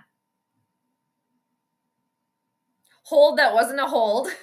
I didn't see it. I'll take your word for it, though. Man, McCarthy had a lot of room there. He got really close. Aaron Jones with the block there. The tackle. He did. He almost got it. That was impressive. He got more than I thought. Okay, 3rd and 4. There we go. Man, it's just so... Oh, no. We got a flag again. Everybody's pointing fingers. Who's it actually on? Thielen says it's on Atlanta. False start. Offense. Oh, Thielen, you're wrong, sir. O'Neal. Okay. Our crafty veteran. What are we doing here? Damn it. Yeah, they're jumping. Damn it. Justin Jefferson knew it too. Adam Thielen sitting there pointing the finger. Like, no. Other side. It's like, dude, you don't know. Get out of here. Now it's 3rd and 9. We go from a 3rd and manageable to a 3rd and long. Damn it. Yeah, there's problems. Okay. All right. JJ's got time. Pass is caught. It looks like it's going to be short of the first down. Justin Jefferson. He's going to, yeah, it's going to be fourth down. Oh, damn it. It hit the ground. Okay. You guys, I mean, damn it. It hit the ground. Yeah. Just when you think you got something going. Okay. Yeah, it's just like they're trying to claw here. It just like they can't, they're trying, and it's just like they just keep slipping. Like nothing can stick here. Scattered energy here. Yep, punting again. The biggest culprit is the O-line. They're getting bullied. Yeah, and there was a lot of like sprinkling around and like, subliminal excuses going on before the game with all this like, well, the Vikings are dealing with all these like, defensive injuries, these like little subliminal messages that they're trying to send, like if the Vikings, lose right before the game started. And considering actually the defense is doing not too shabby here. It's the offense again that hasn't really been able to get things together, and I think it's a combo platter, people. I think it's a combo platter of McCarthy second real big boy game here, okay, for our cherub. So still trying to kind of figure things out, and offensive line obviously having issues here, but there has been moments where he has been able to have time to throw the ball, but there has, also been a fair amount of scrambling, and running around. So, and nothing in the end zone yet. We're still waiting. We're waiting. Yeah, tree. Yeah, exactly. You're right. Okay, I might go get some more water. Maybe. How much? Let's see. Sometimes they give you a little marker, like where the commercials are going to end. I kind of want some more pistachios, but I'm seriously hungry, you guys. I shouldn't have started talking about food. I guess I started it though, to be fair. I was going to say I kind of want some of those pistachios because I still have some left. But I don't like eating on stream. I don't like eating and talking, my mouth open at the same time. But sometimes it's all right. But if I can eat and just shut up, it's like nobody's telling me that I have to talk and eat at the same time. Nobody's telling me that. But yeah, the pistachios. I love a good pistachio. They're so good. And it took me a long, long time, just continuing about food here, a long, long time to try pistachio ice cream. But when I finally did, because I don't know, I didn't want to like not like it or something because I love pistachios and I love ice cream. But man, when I finally tried it, it's so good. I haven't found a vegan pistachio ice cream yet, so it's been a while. But man, it's good. And when I was in Europe, oh my gosh, people, the gelato. I was having gelato like multiple times a day. So good. Pistachio gelato. Oh my God, all sorts of flavors. I wish I had some right now. I don't. I have a lot of healthy food right now, which is fine. I have a lot of food right now.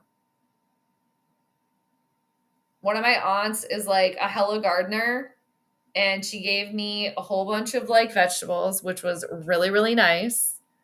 So I have a whole bunch of vegetables right now. Okay, we're almost to the fourth quarter, you guys. This quarter, I feel like it's gone by quickly. All right, Atlanta, 2nd and 6. Penix goes down. Grenard comes out of freaking seemingly nowhere. Nice. 3rd down. All right, it's 3rd down again for Atlanta. Neither one of these teams can get anything going here. O-line is still waiting for the game to start. They're still waiting. They never woke up past their bedtime. They're wondering where they are. They're confused. Even with a win, I won't be happy because we stink. Oh, man. I mean, okay. Who did Atlanta play in week 1? Did they play Washington in week 1? Penix is able to get the throw off, but it's no good. All right. That was a nice defensive series there for Minnesota. 4th and 14. 10 seconds left to go in the third. Yeah, this is a welcome to the NFL game for JJ. Yeah, it is. In a home game at that too. Another primetime one. Coming off of, last week where it was such a high. You're kind of, it's not like he's peaking or anything, but it's, staying on that level, comparing him to week 1 when week 1 was so good, or ended up being so good, I guess I should say, with the way that, McCarthy was able to respond and the team was able to respond. All right. So Minnesota getting the ball back at the start of the 4th quarter. Score: Atlanta 12, Vikings 6. All right. It's 9:30. Yeah. Is this game going by a little faster, or is it just me? It might just be me. But thanks again, everybody, for cruising on through, hanging out. It really is. I agree. Yes, I agree. So good. Oh, they played Tampa. Okay. All right. Thank you. And Tampa Bay's been kind of a little bit of a sleeper here. A sleeper, not so much of a sleeper this last, basically ever since Baker went there. Last couple years or so. This would be year number 2, right? Or year number 3. 4th quarter quarterback, Soda. That's right. That's right. Tria, you agree we stink. I mean, it's hard when the freaking team and the organization and ownership is like, kind of like prompts the team up year in and year out to be like, okay, well, they're contenders, right? They're contenders, when it's like, for once, could you guys just be like realistic about it? Can you kind of be excited about the future and what you have, but also be realistic? I feel like so many times the Vikings and the organization make it seem like, well, they're going to go all the way because of A, B, and C. When in reality, it's like, we're all not stupid and we're not dumb. Okay. We realize this is basically a rookie quarterback here, with, yes, there's some pieces there that are absolutely amazing, but there's also many pieces missing. And there's also a big learning curve, right? And it's the NFL. Anything can happen. So it's like, don't be playing us for a fool here with the organization year in and year out. For once, just be like, hey, you know what? Blah, blah, blah. But of course, they're not going to do that because that doesn't make them as much money. Send me the number to the coaching so I can tell them what we all think. Oh my gosh. Well, shoot, there's I don't know the coaching line. I can't get you that, I don't think, but there's local radio you could call into. They do call-in show on the local radio here after the game, and then on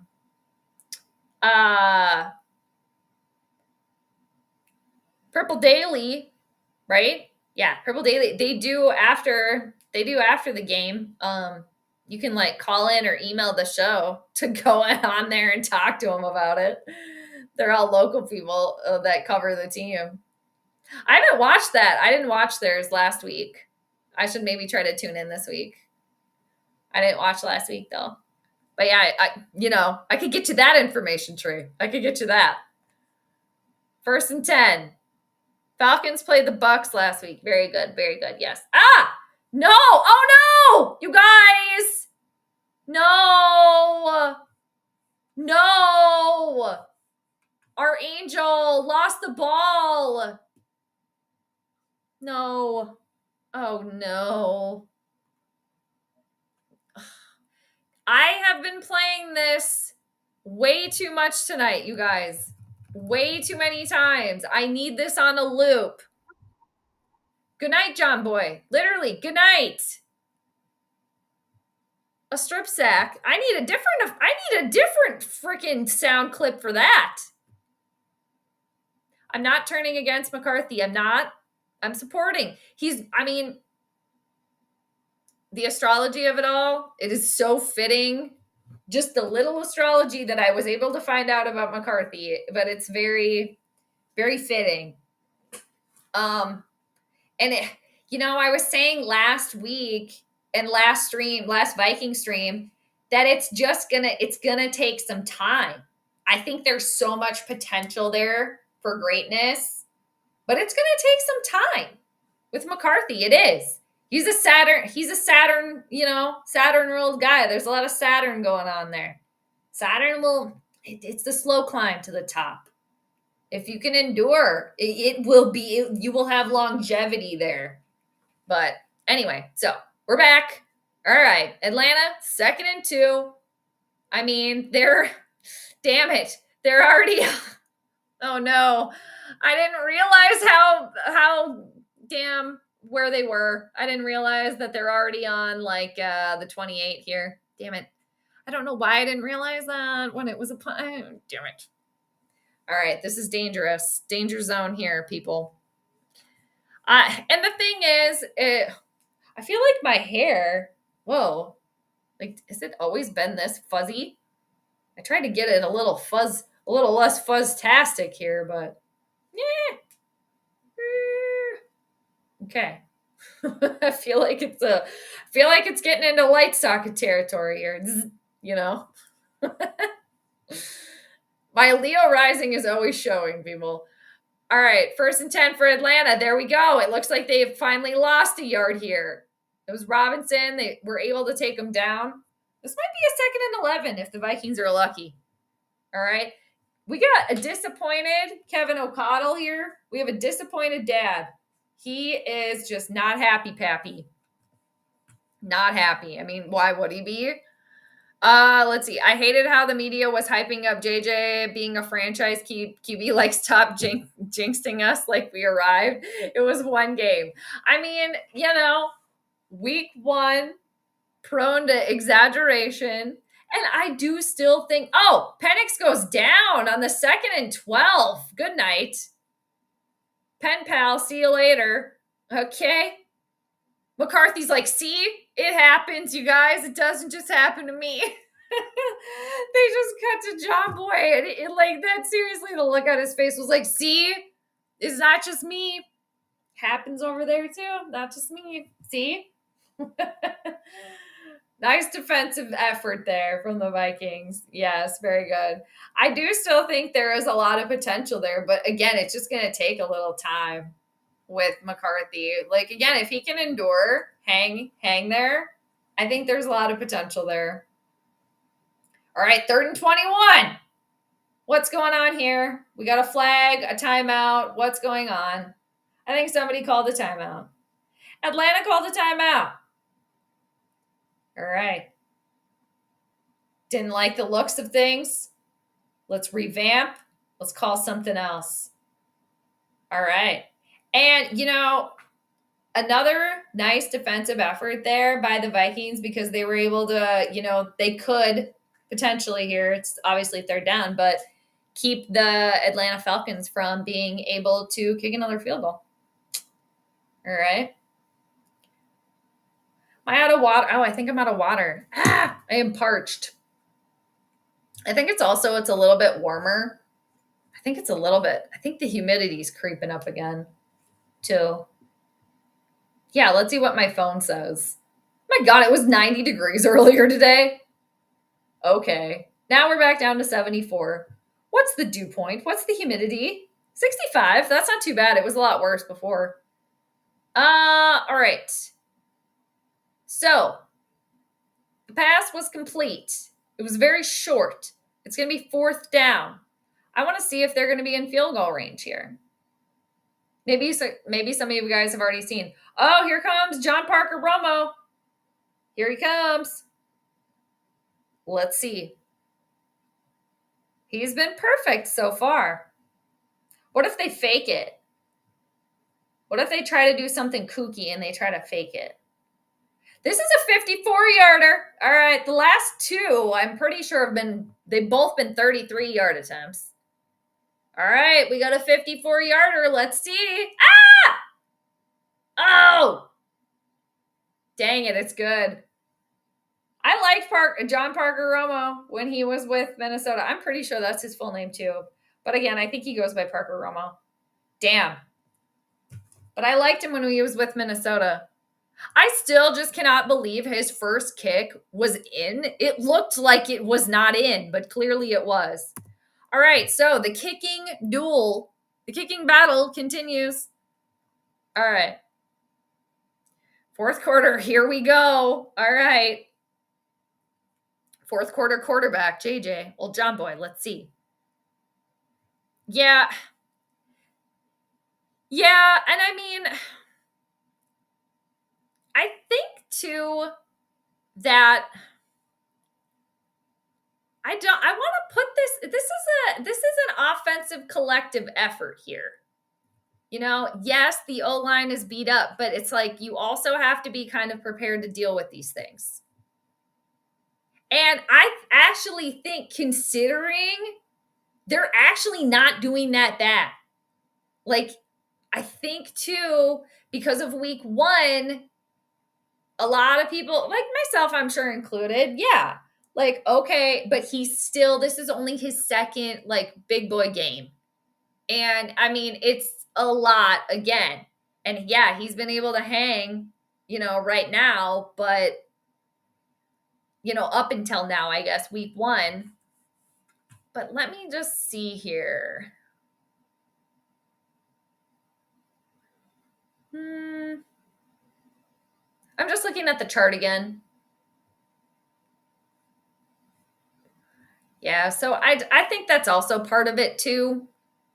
But yeah, I will say though that there has been, again, the fair share amount of scrambling that he's had to do. And how many sacks have they had? So yeah, I mean, you guys are right. That's probably been a lot of it. But I just I don't know. For me personally, I just a lot of the time I want to look at the whole thing. And I don't often want to talk. Well, I shouldn't say that because I will point the finger. So I'm just talking out of my ass now. I think you guys are right. But I feel like I just don't want to let's not forget too that McCarthy is still so new, I guess is basically what I'm getting at. But yeah. And I will say too that considering the shit pile that he's dealing with, it could be worse. It could be worse, right? And it's still what? 9-point game? Math is hard. 15-6. But I get what you guys mean. And you're not wrong. You all are not wrong. Sometimes too. All right. Ah! Okay. The special teams at 2, I mean, it's been okay. The last couple though, the returns have not been super positive. Yeah. Tree and Z are on the same wavelength. Excuse me. Oh no. Uh-oh. We're getting into that territory. I don't know about that. Yeah, I don't know about that. I mean, how about this? I would not be opposed, and I said this last week too, I wouldn't be opposed to them putting in Prince Carson, okay? Prince Harry lookalike. And not for the majority of the rest of the game, but maybe for a series or 2, just to give the kid a breather, a break, and who knows what would happen. And if it's worse, okay, McCarthy gave you a minute, gave you a second, you're back in. And always with the intention that McCarthy is going to go back in, right? But I mean, again, it's just going to take some time, but I still do think that there's so much potential there. It's just not going to happen overnight. They're going to win this by field goals. Seriously, field goals. Yeah, it's been, I mean, as far as the entertainment value for a primetime game, I don't know. Yeah, I'm behind here, but I'm catching up. Not yet. Don't say that yet. No snow yet. I don't want to lose JJ in the beginning of the season. Yeah, that's fair too. It's 3rd down again, people. All right, it's 3rd and 1. They're going with the throw. They're going for the long ball. They're going towards the end zone. McCarthy, I like the tenacity. I like trying to go for it. He just overthrew him. It was there. It was there. The play was there. It was gutsy. I like calls like that. It just overthrew him. He just overthrew him. You know, you got to go for it though, right? And this, I understand, right? I see what Dad was doing there. I see it. And I mean, you can't go for it on 4th and 1 here unless they try to be real sneaky and they fake it. Oh man, are they going to try to fake this? Don't. That would be dumb. I'm glad they didn't do that. Oh, okay, they did fair catch it. That was a late fair catch call. Yikes. I don't know. Yeah, we don't want to see that, right? We don't want to see that. The way Detroit destroyed Chicago today makes me wonder how we will stack up. Azia, I was thinking the exact same thing. And I did make mention of that. I think it was before you popped on, but I was talking about that earlier. I thought the exact same thing, and I'm sure a lot of people did. But yeah. Because I was watching Lynx and Valkyries play, and then I had Detroit and Chicago on the TV. I was watching on WNBA on my laptop. Yeah. I'm seeing how that astrology was playing out. Because I did the earlier stream this morning, this afternoon rather, I guess. I did the first half of the Lynx game. I was going to do the whole entire game, but then my messages weren't coming through. So Ryan, Peterson, and William, I don't know if you guys are still on, but that's why I wasn't responding. That's why I didn't see your guys' messages on that stream, because they weren't coming through. I had to ask the chat person for help, and it was something on their end. But yeah, so I was going to do the entire game, but then the messages weren't coming through, and so I just did the first half and the prediction for the Lynx game, but earlier today. So anywho, deep shot coming. I like going for it there. Why you gotta do something here. You gotta try to make something happen, and it was there. It's just a little long, right? Oh God, we got outkicked by 2 scores. I mean, it's just a little. It's like a mixture. I should grab some more water. It's like a mixture of like nails on a chalkboard and like watching paint dry or something to the extent of that. Like the game today. It's just been a little, and maybe not that bad, but it's just been a little bit like, how about this? Like watching the grass grow, where you're like, okay, I'm outside, I'm here, but like, this is what I'm doing. Like, okay, where it's like, well, I got the nature. Like, we have a game, we're watching a game, that's cool. We're all hanging out, we're talking about it, like, that's cool. But it's like, meh. Something like that. It's hard to see it, right? And you never know with Chicago either. But yeah, with the way the Evil have been playing and the Kitties have been playing, Kitties a little bit week 1, whatever, but they came back from that, didn't they? Scoring 52 points. That's kind of answering, right? And yeah, it's just, I think for the tie for the bottom in the NFC North is going to be, at this point, right, Vikings, Bears. But again, it's only week 2. But, we're kind of trying to look at the big picture also. But so much can happen. But it's almost like, too, I don't know if it's like, okay, week 1 was cool, but kind of like back to reality now type of thing for the Vikings. And, again, it's still early. It's week 2.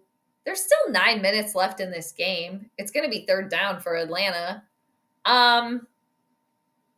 There was just so much, like, talk and, like, hype and, like, this pressure cooker situation. And well, everything's going to be great. He's our guy. He's our captain. Do. It's like, well, you're also missing like the elephant in the room here that you're putting, you're putting the Angel as the starting quarterback, never played a regular season game before, coming off of an injury, a brand new dad. I mean, so much. And then, for this team that's supposed to be competitive because of the organization, because of what ownership wants. So that's a lot of pressure. And in week 1, he handled that pressure extremely well, which just goes to show he is able to do that. Just because it's not happening every single game, again, it's game 2, and it's going to take a while. But I think big picture here, if we're looking at big picture, I think there's a lot of promise here. Because let's just say the O-line is playing well. This could be, a completely different game here.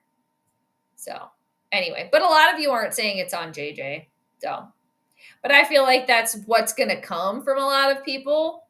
But I think the majority of you guys, you've all said like the offensive line. So, all right, we got another flag here.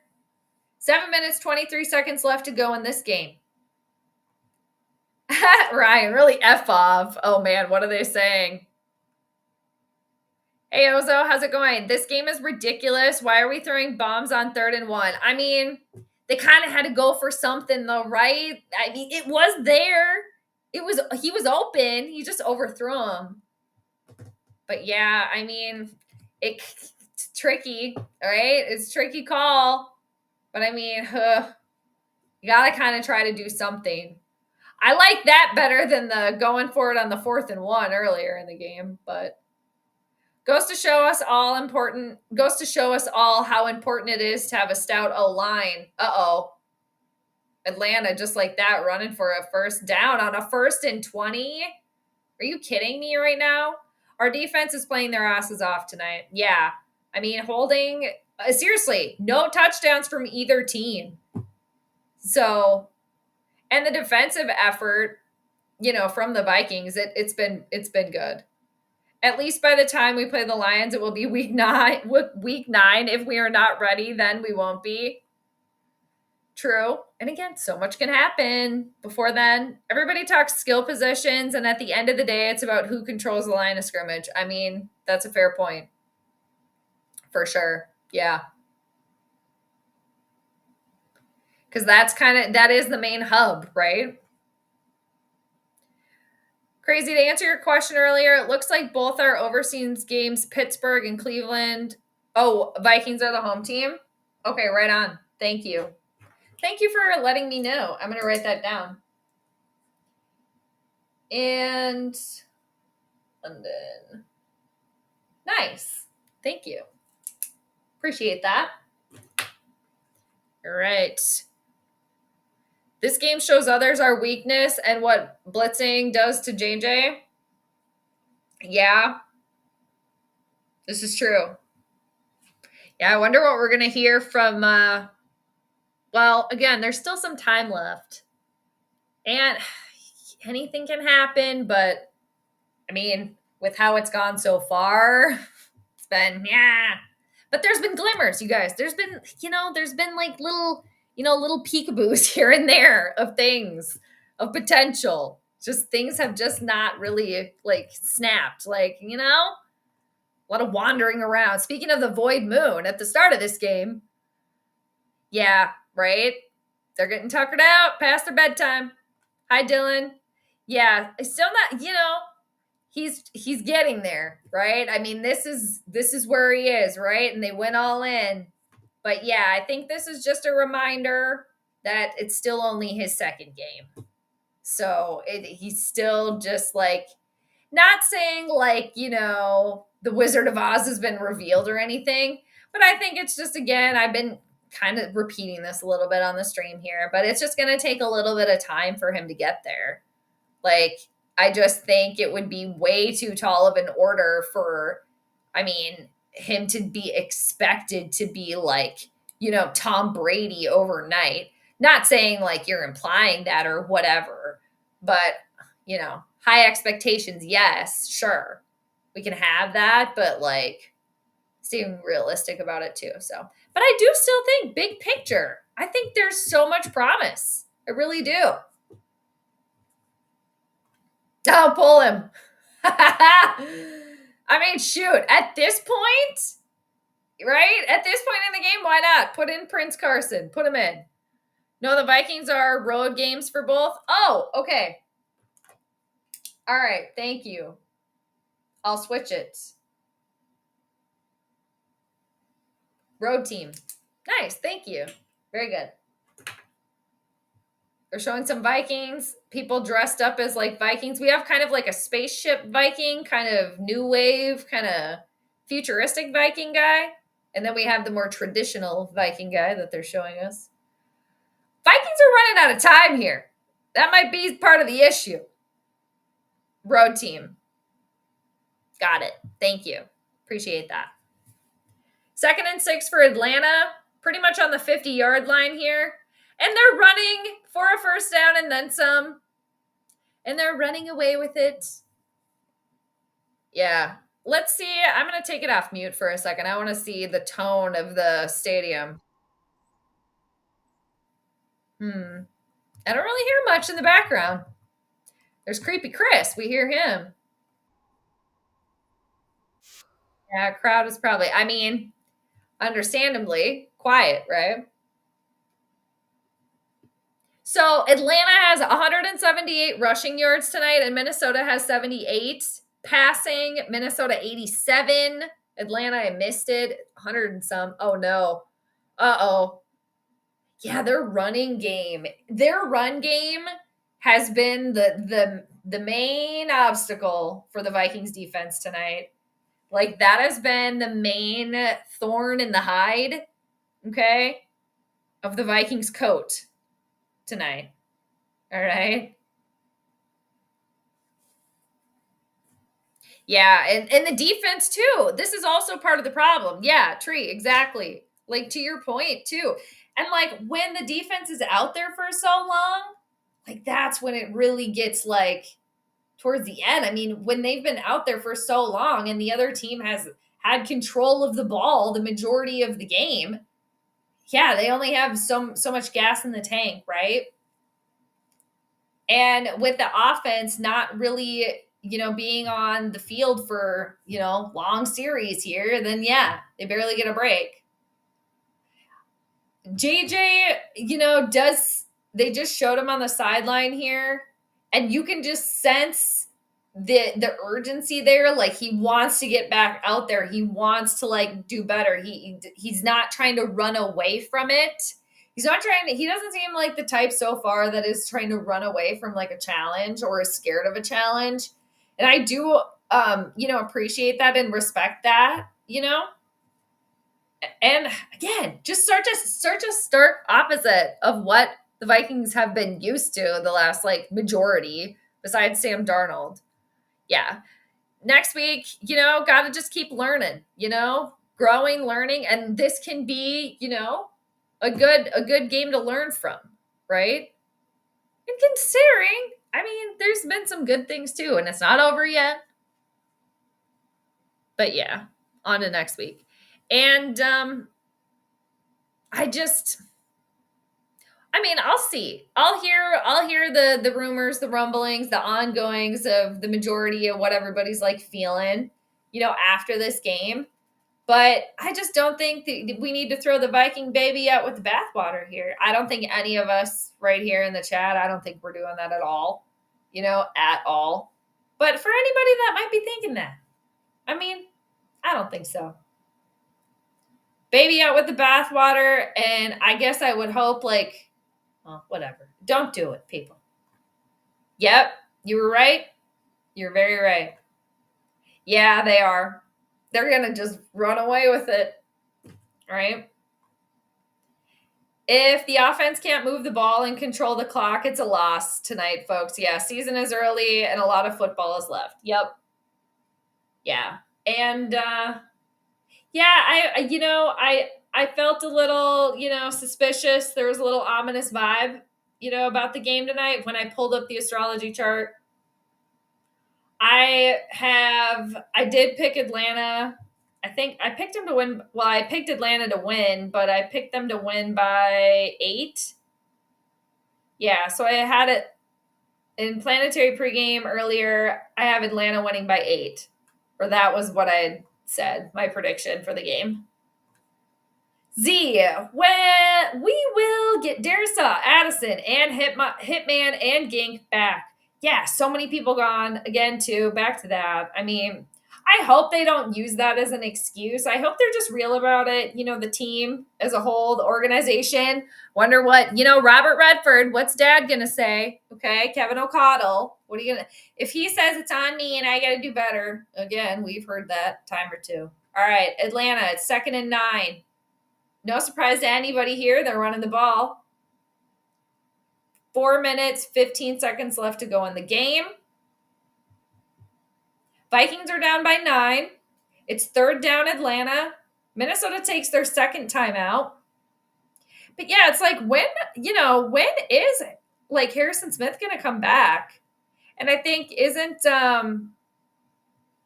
Ginkel, is he in concussion protocol, I think?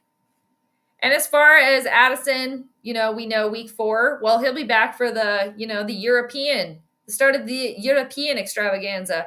And then Christian Darrisaw, I'm not sure about that, but maybe you guys know. But again, things can change. They always changing, right? For every team, every week, all the time, things going on. So it's fun to predict and speculate, right, on everything, but so much can change. But 3rd down, it's always 3rd down. All right, it is 3rd down for Atlanta, though. It's 3rd and 7, and they're running the ball. Oh, they're still upright. They didn't get it. Okay, they're short by like a yard. Oh, I wonder what's coming next. The field goal? You guys, how did we not talk about this earlier? He's not playing, but he's on the sidelines for Atlanta. We got Kirk specials all over the place tonight, you guys.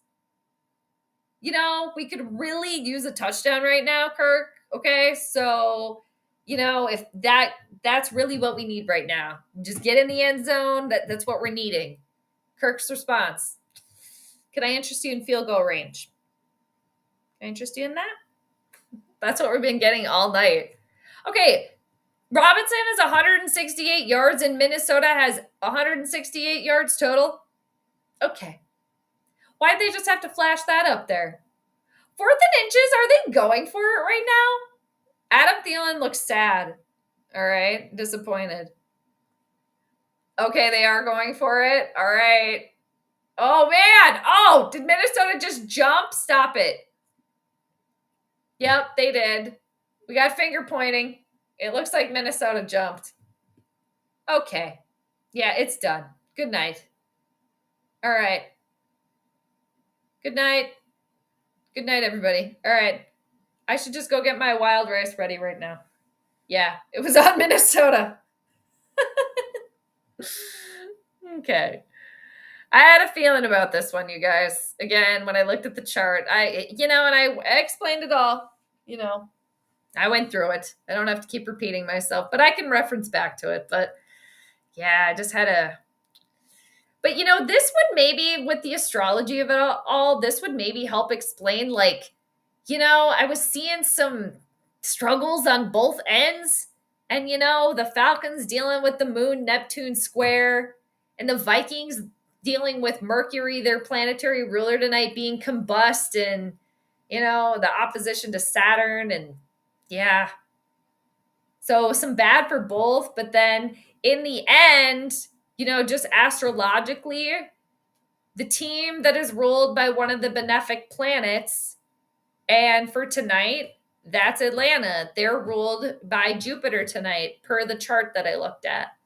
Jupiter is the greater benefic planet in astrology. So again, I've mentioned this many a time, but just circling back to it, a lot of the time it's hard to pick against that when one of the teams has a heavy influence of one of the benefic planets. Even though Atlanta was dealing with, again, this Neptune Moon square, And somebody got in the end zone, and it's Atlanta. All right. So, yeah.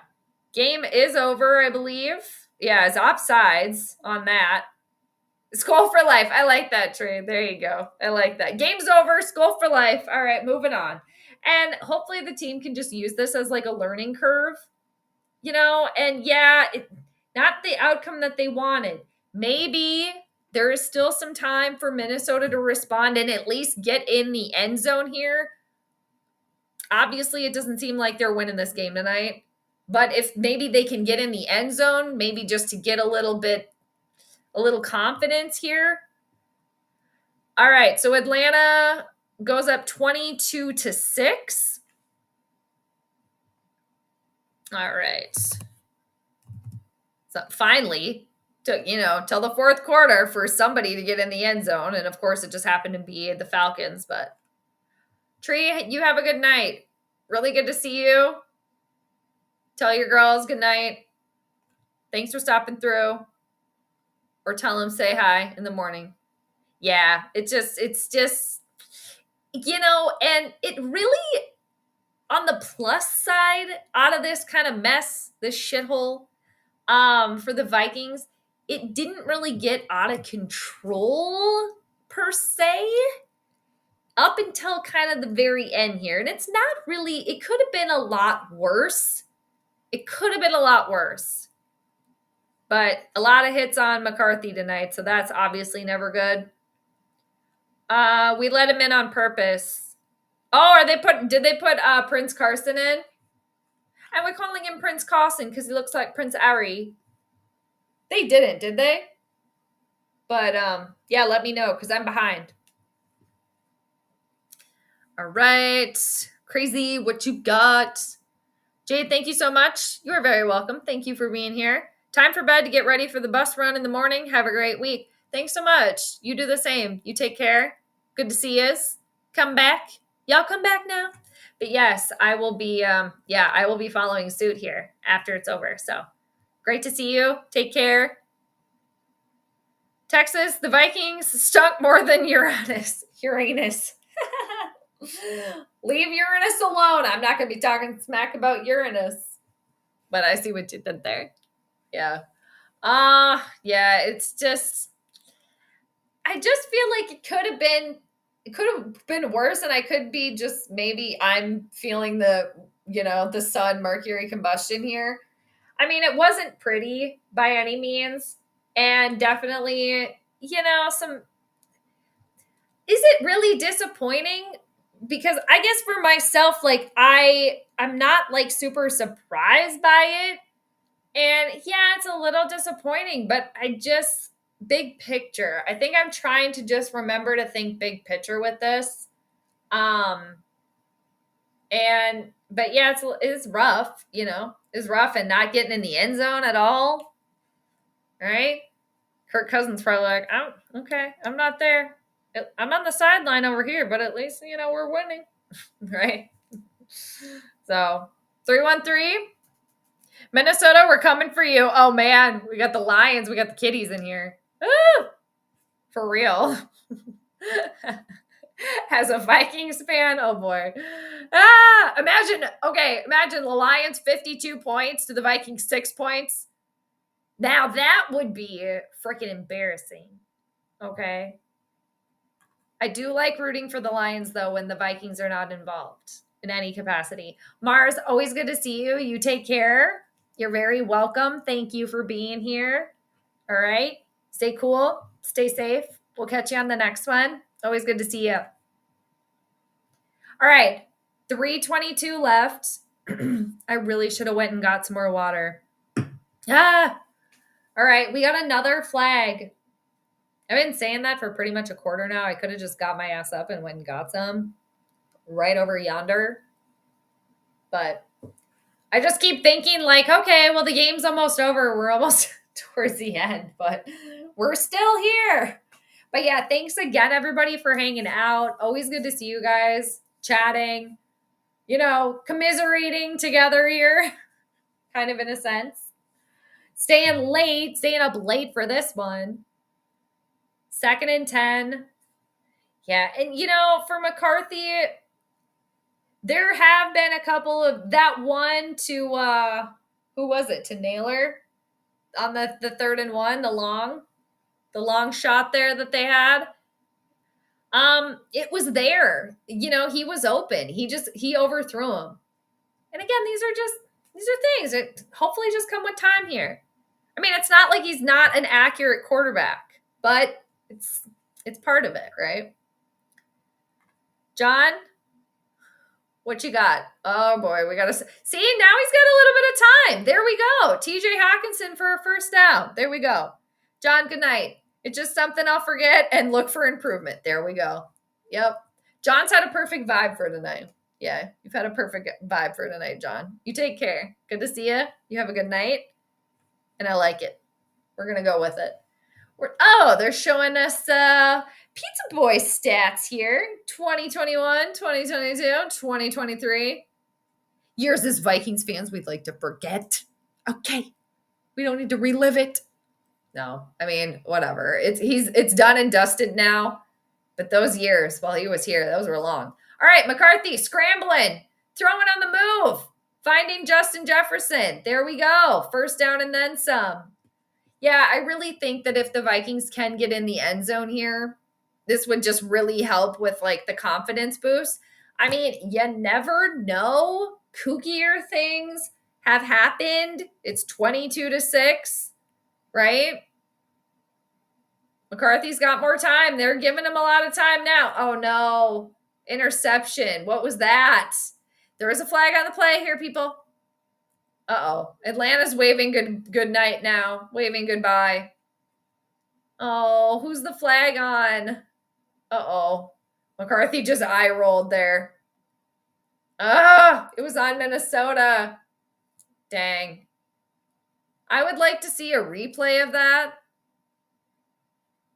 Well, yeah, old John Boy. Good night, John Boy. It's gonna have to be good night, okay? The angel, all right?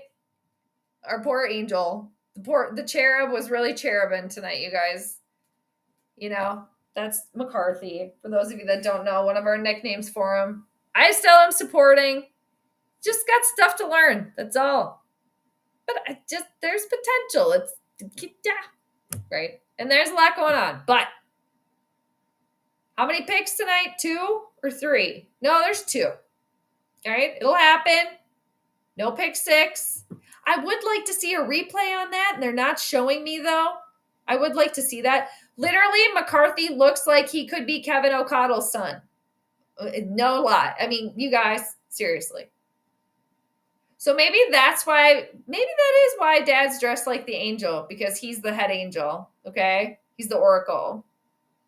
He wants to be the saving grace. All right. You guys.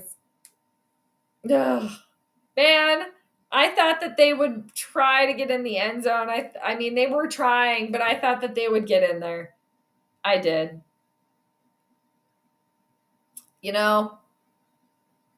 Hopefully they can learn from it and do better the next time. And you know what? It's one game. It's McCarthy. It's your second game, right? And it's been a lot, right? Punt, fumble, punt, fumble. Yeah, it's been rough. It's been a rough one. And you know what, people? I don't want to say this because we don't know this, but if I could quote the mummy, well, okay, I won't direct quote it, but this could only be the beginning, right? The quote from the mummy is, "Death is only the beginning." But, yeah, it's too much tonight. It's too much for him. And you live and you learn, right? And he's still upright. No pick 6s. All right. Yes, still no touchdowns. It's a problem. Beat up O-line. Able to get into field goal range a few times. But it's still, got some cleaning up to do. There's some cleaning up to do. Pretty much. Fiddling around. Feel like my hair, again, light socket. Oh no, Swerve, don't be saying that now. It's too early for that, don't you think? What? Don't go into that territory. That is like total baby out with the bathwater there. Woo! I mean, you have the right to your opinion. Don't get me wrong. But let's not go into that territory. It's too early for that. It's only game 2. But yeah, a lot of pressure. All right. Texas, hello, farewell, auf Wiedersehen, goodbye. Have a good night. Au revoir. A tutela. A biento. All right. Bonsoir. Have a good night. Good to see ya. You take care. On to the next one. On to the next one. Swerve, you're changing? You're just flipping it around, right? 10 to 7 to 7 to 10. I mean, that's all fair. There's no rules here. You can do that, right? That could be. I think I had the team going. I think when I finally made predictions or I finally went through the schedule, I think I had the team like I do pretty much every year, I feel like, since I started doing it. I think I have them going 8 and 9. Which, I mean, if they get there, I mean, for McCarthy, for your rookie debut season, again, under all of this going on, I mean, that's nothing to, like, cry about. Not saying we're crying or anybody is, but hey, and it's 3rd down for Atlanta. The Vikings offense has another opportunity, you guys. They have another opportunity to get in the end zone. Man, I bet it would be rough, though, because that stadium got empty quick. Soda, always good to see you. You take care. We'll see you next week. Have a good rest of your evening and a great week upcoming. Take care. Take care. Thanks for being here. All right, so we got the upcoming schedules. All right, 3rd down, 3rd and 1. What if we got a defensive turnover here, and the defense is the one that got us in the end zone? All right, so the defense are still playing here. All right, they're still going for it. Oh, man. All right, so I don't think the Vikings offense, maybe they're going to have like 30 seconds to try to get something going here, try to get anything to happen. We're getting a shot of a frustrated Justin Jefferson.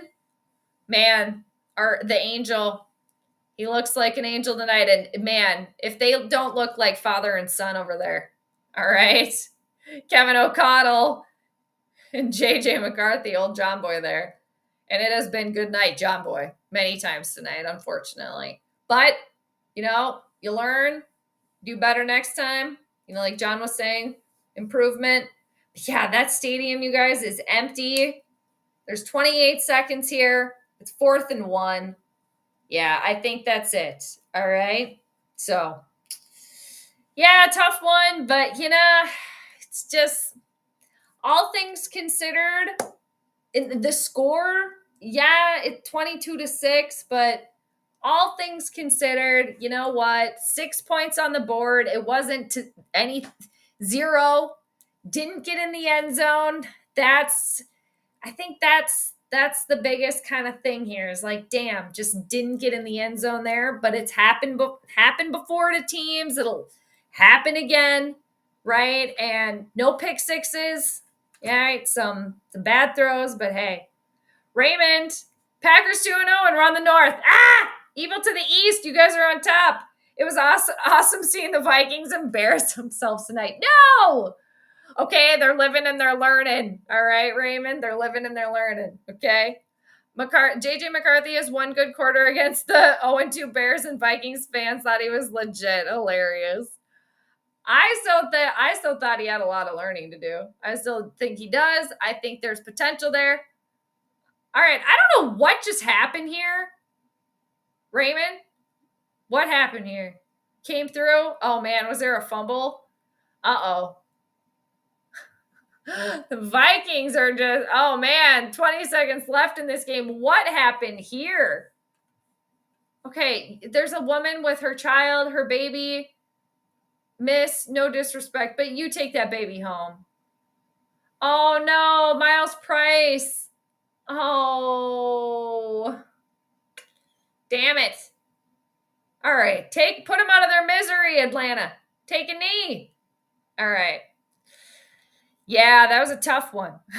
Raymond, like Raymond said, the freaking evil to the east, run the north. And yeah, not a pretty performance from Minnesota tonight. A tough one. Could have been a lot worse. Not a lot of pretty moments there for Minnesota. But Raymond, thanks for stopping by. Yeah, muff punt.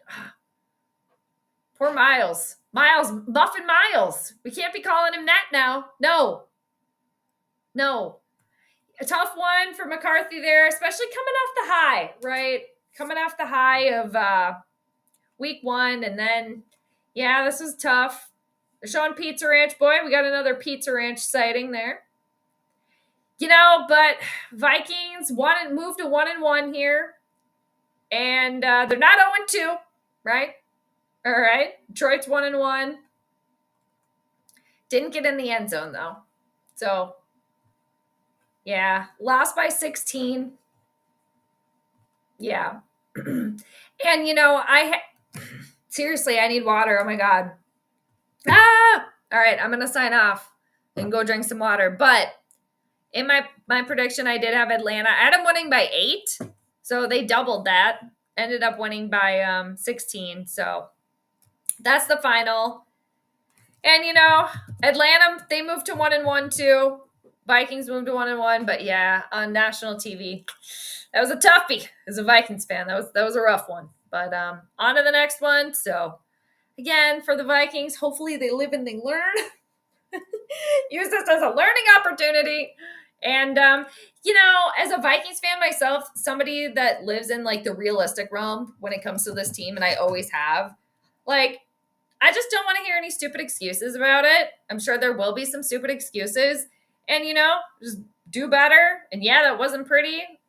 So do better next time. Learn from it. Move on. Do better next time. That's all you can do, right? But yeah, it wasn't pretty. But I appreciate everybody hanging out with me, stopping through, saying, hey, friggin' evil, have to be on top. Damn it. Lions putting up 52. Nah, there's the Bears. Yeah, so anyway, so onward and upward for the Skull. But yeah, I'll be back next week for the Vikings. And then I am planning on being back for Lynx and Valkyries game number 2. I'm not exactly sure when that is, but I'm trying to be back for that. So keep your peepers peeled. But yeah, in the meanwhile, everybody, thanks again. Appreciate y'all. Always a good time talking to you, hanging out. So take care. Enjoy the rest of your evening or whenever you happen to be watching this. And I'll see you on the next one. All right. Take care, everybody. Bye.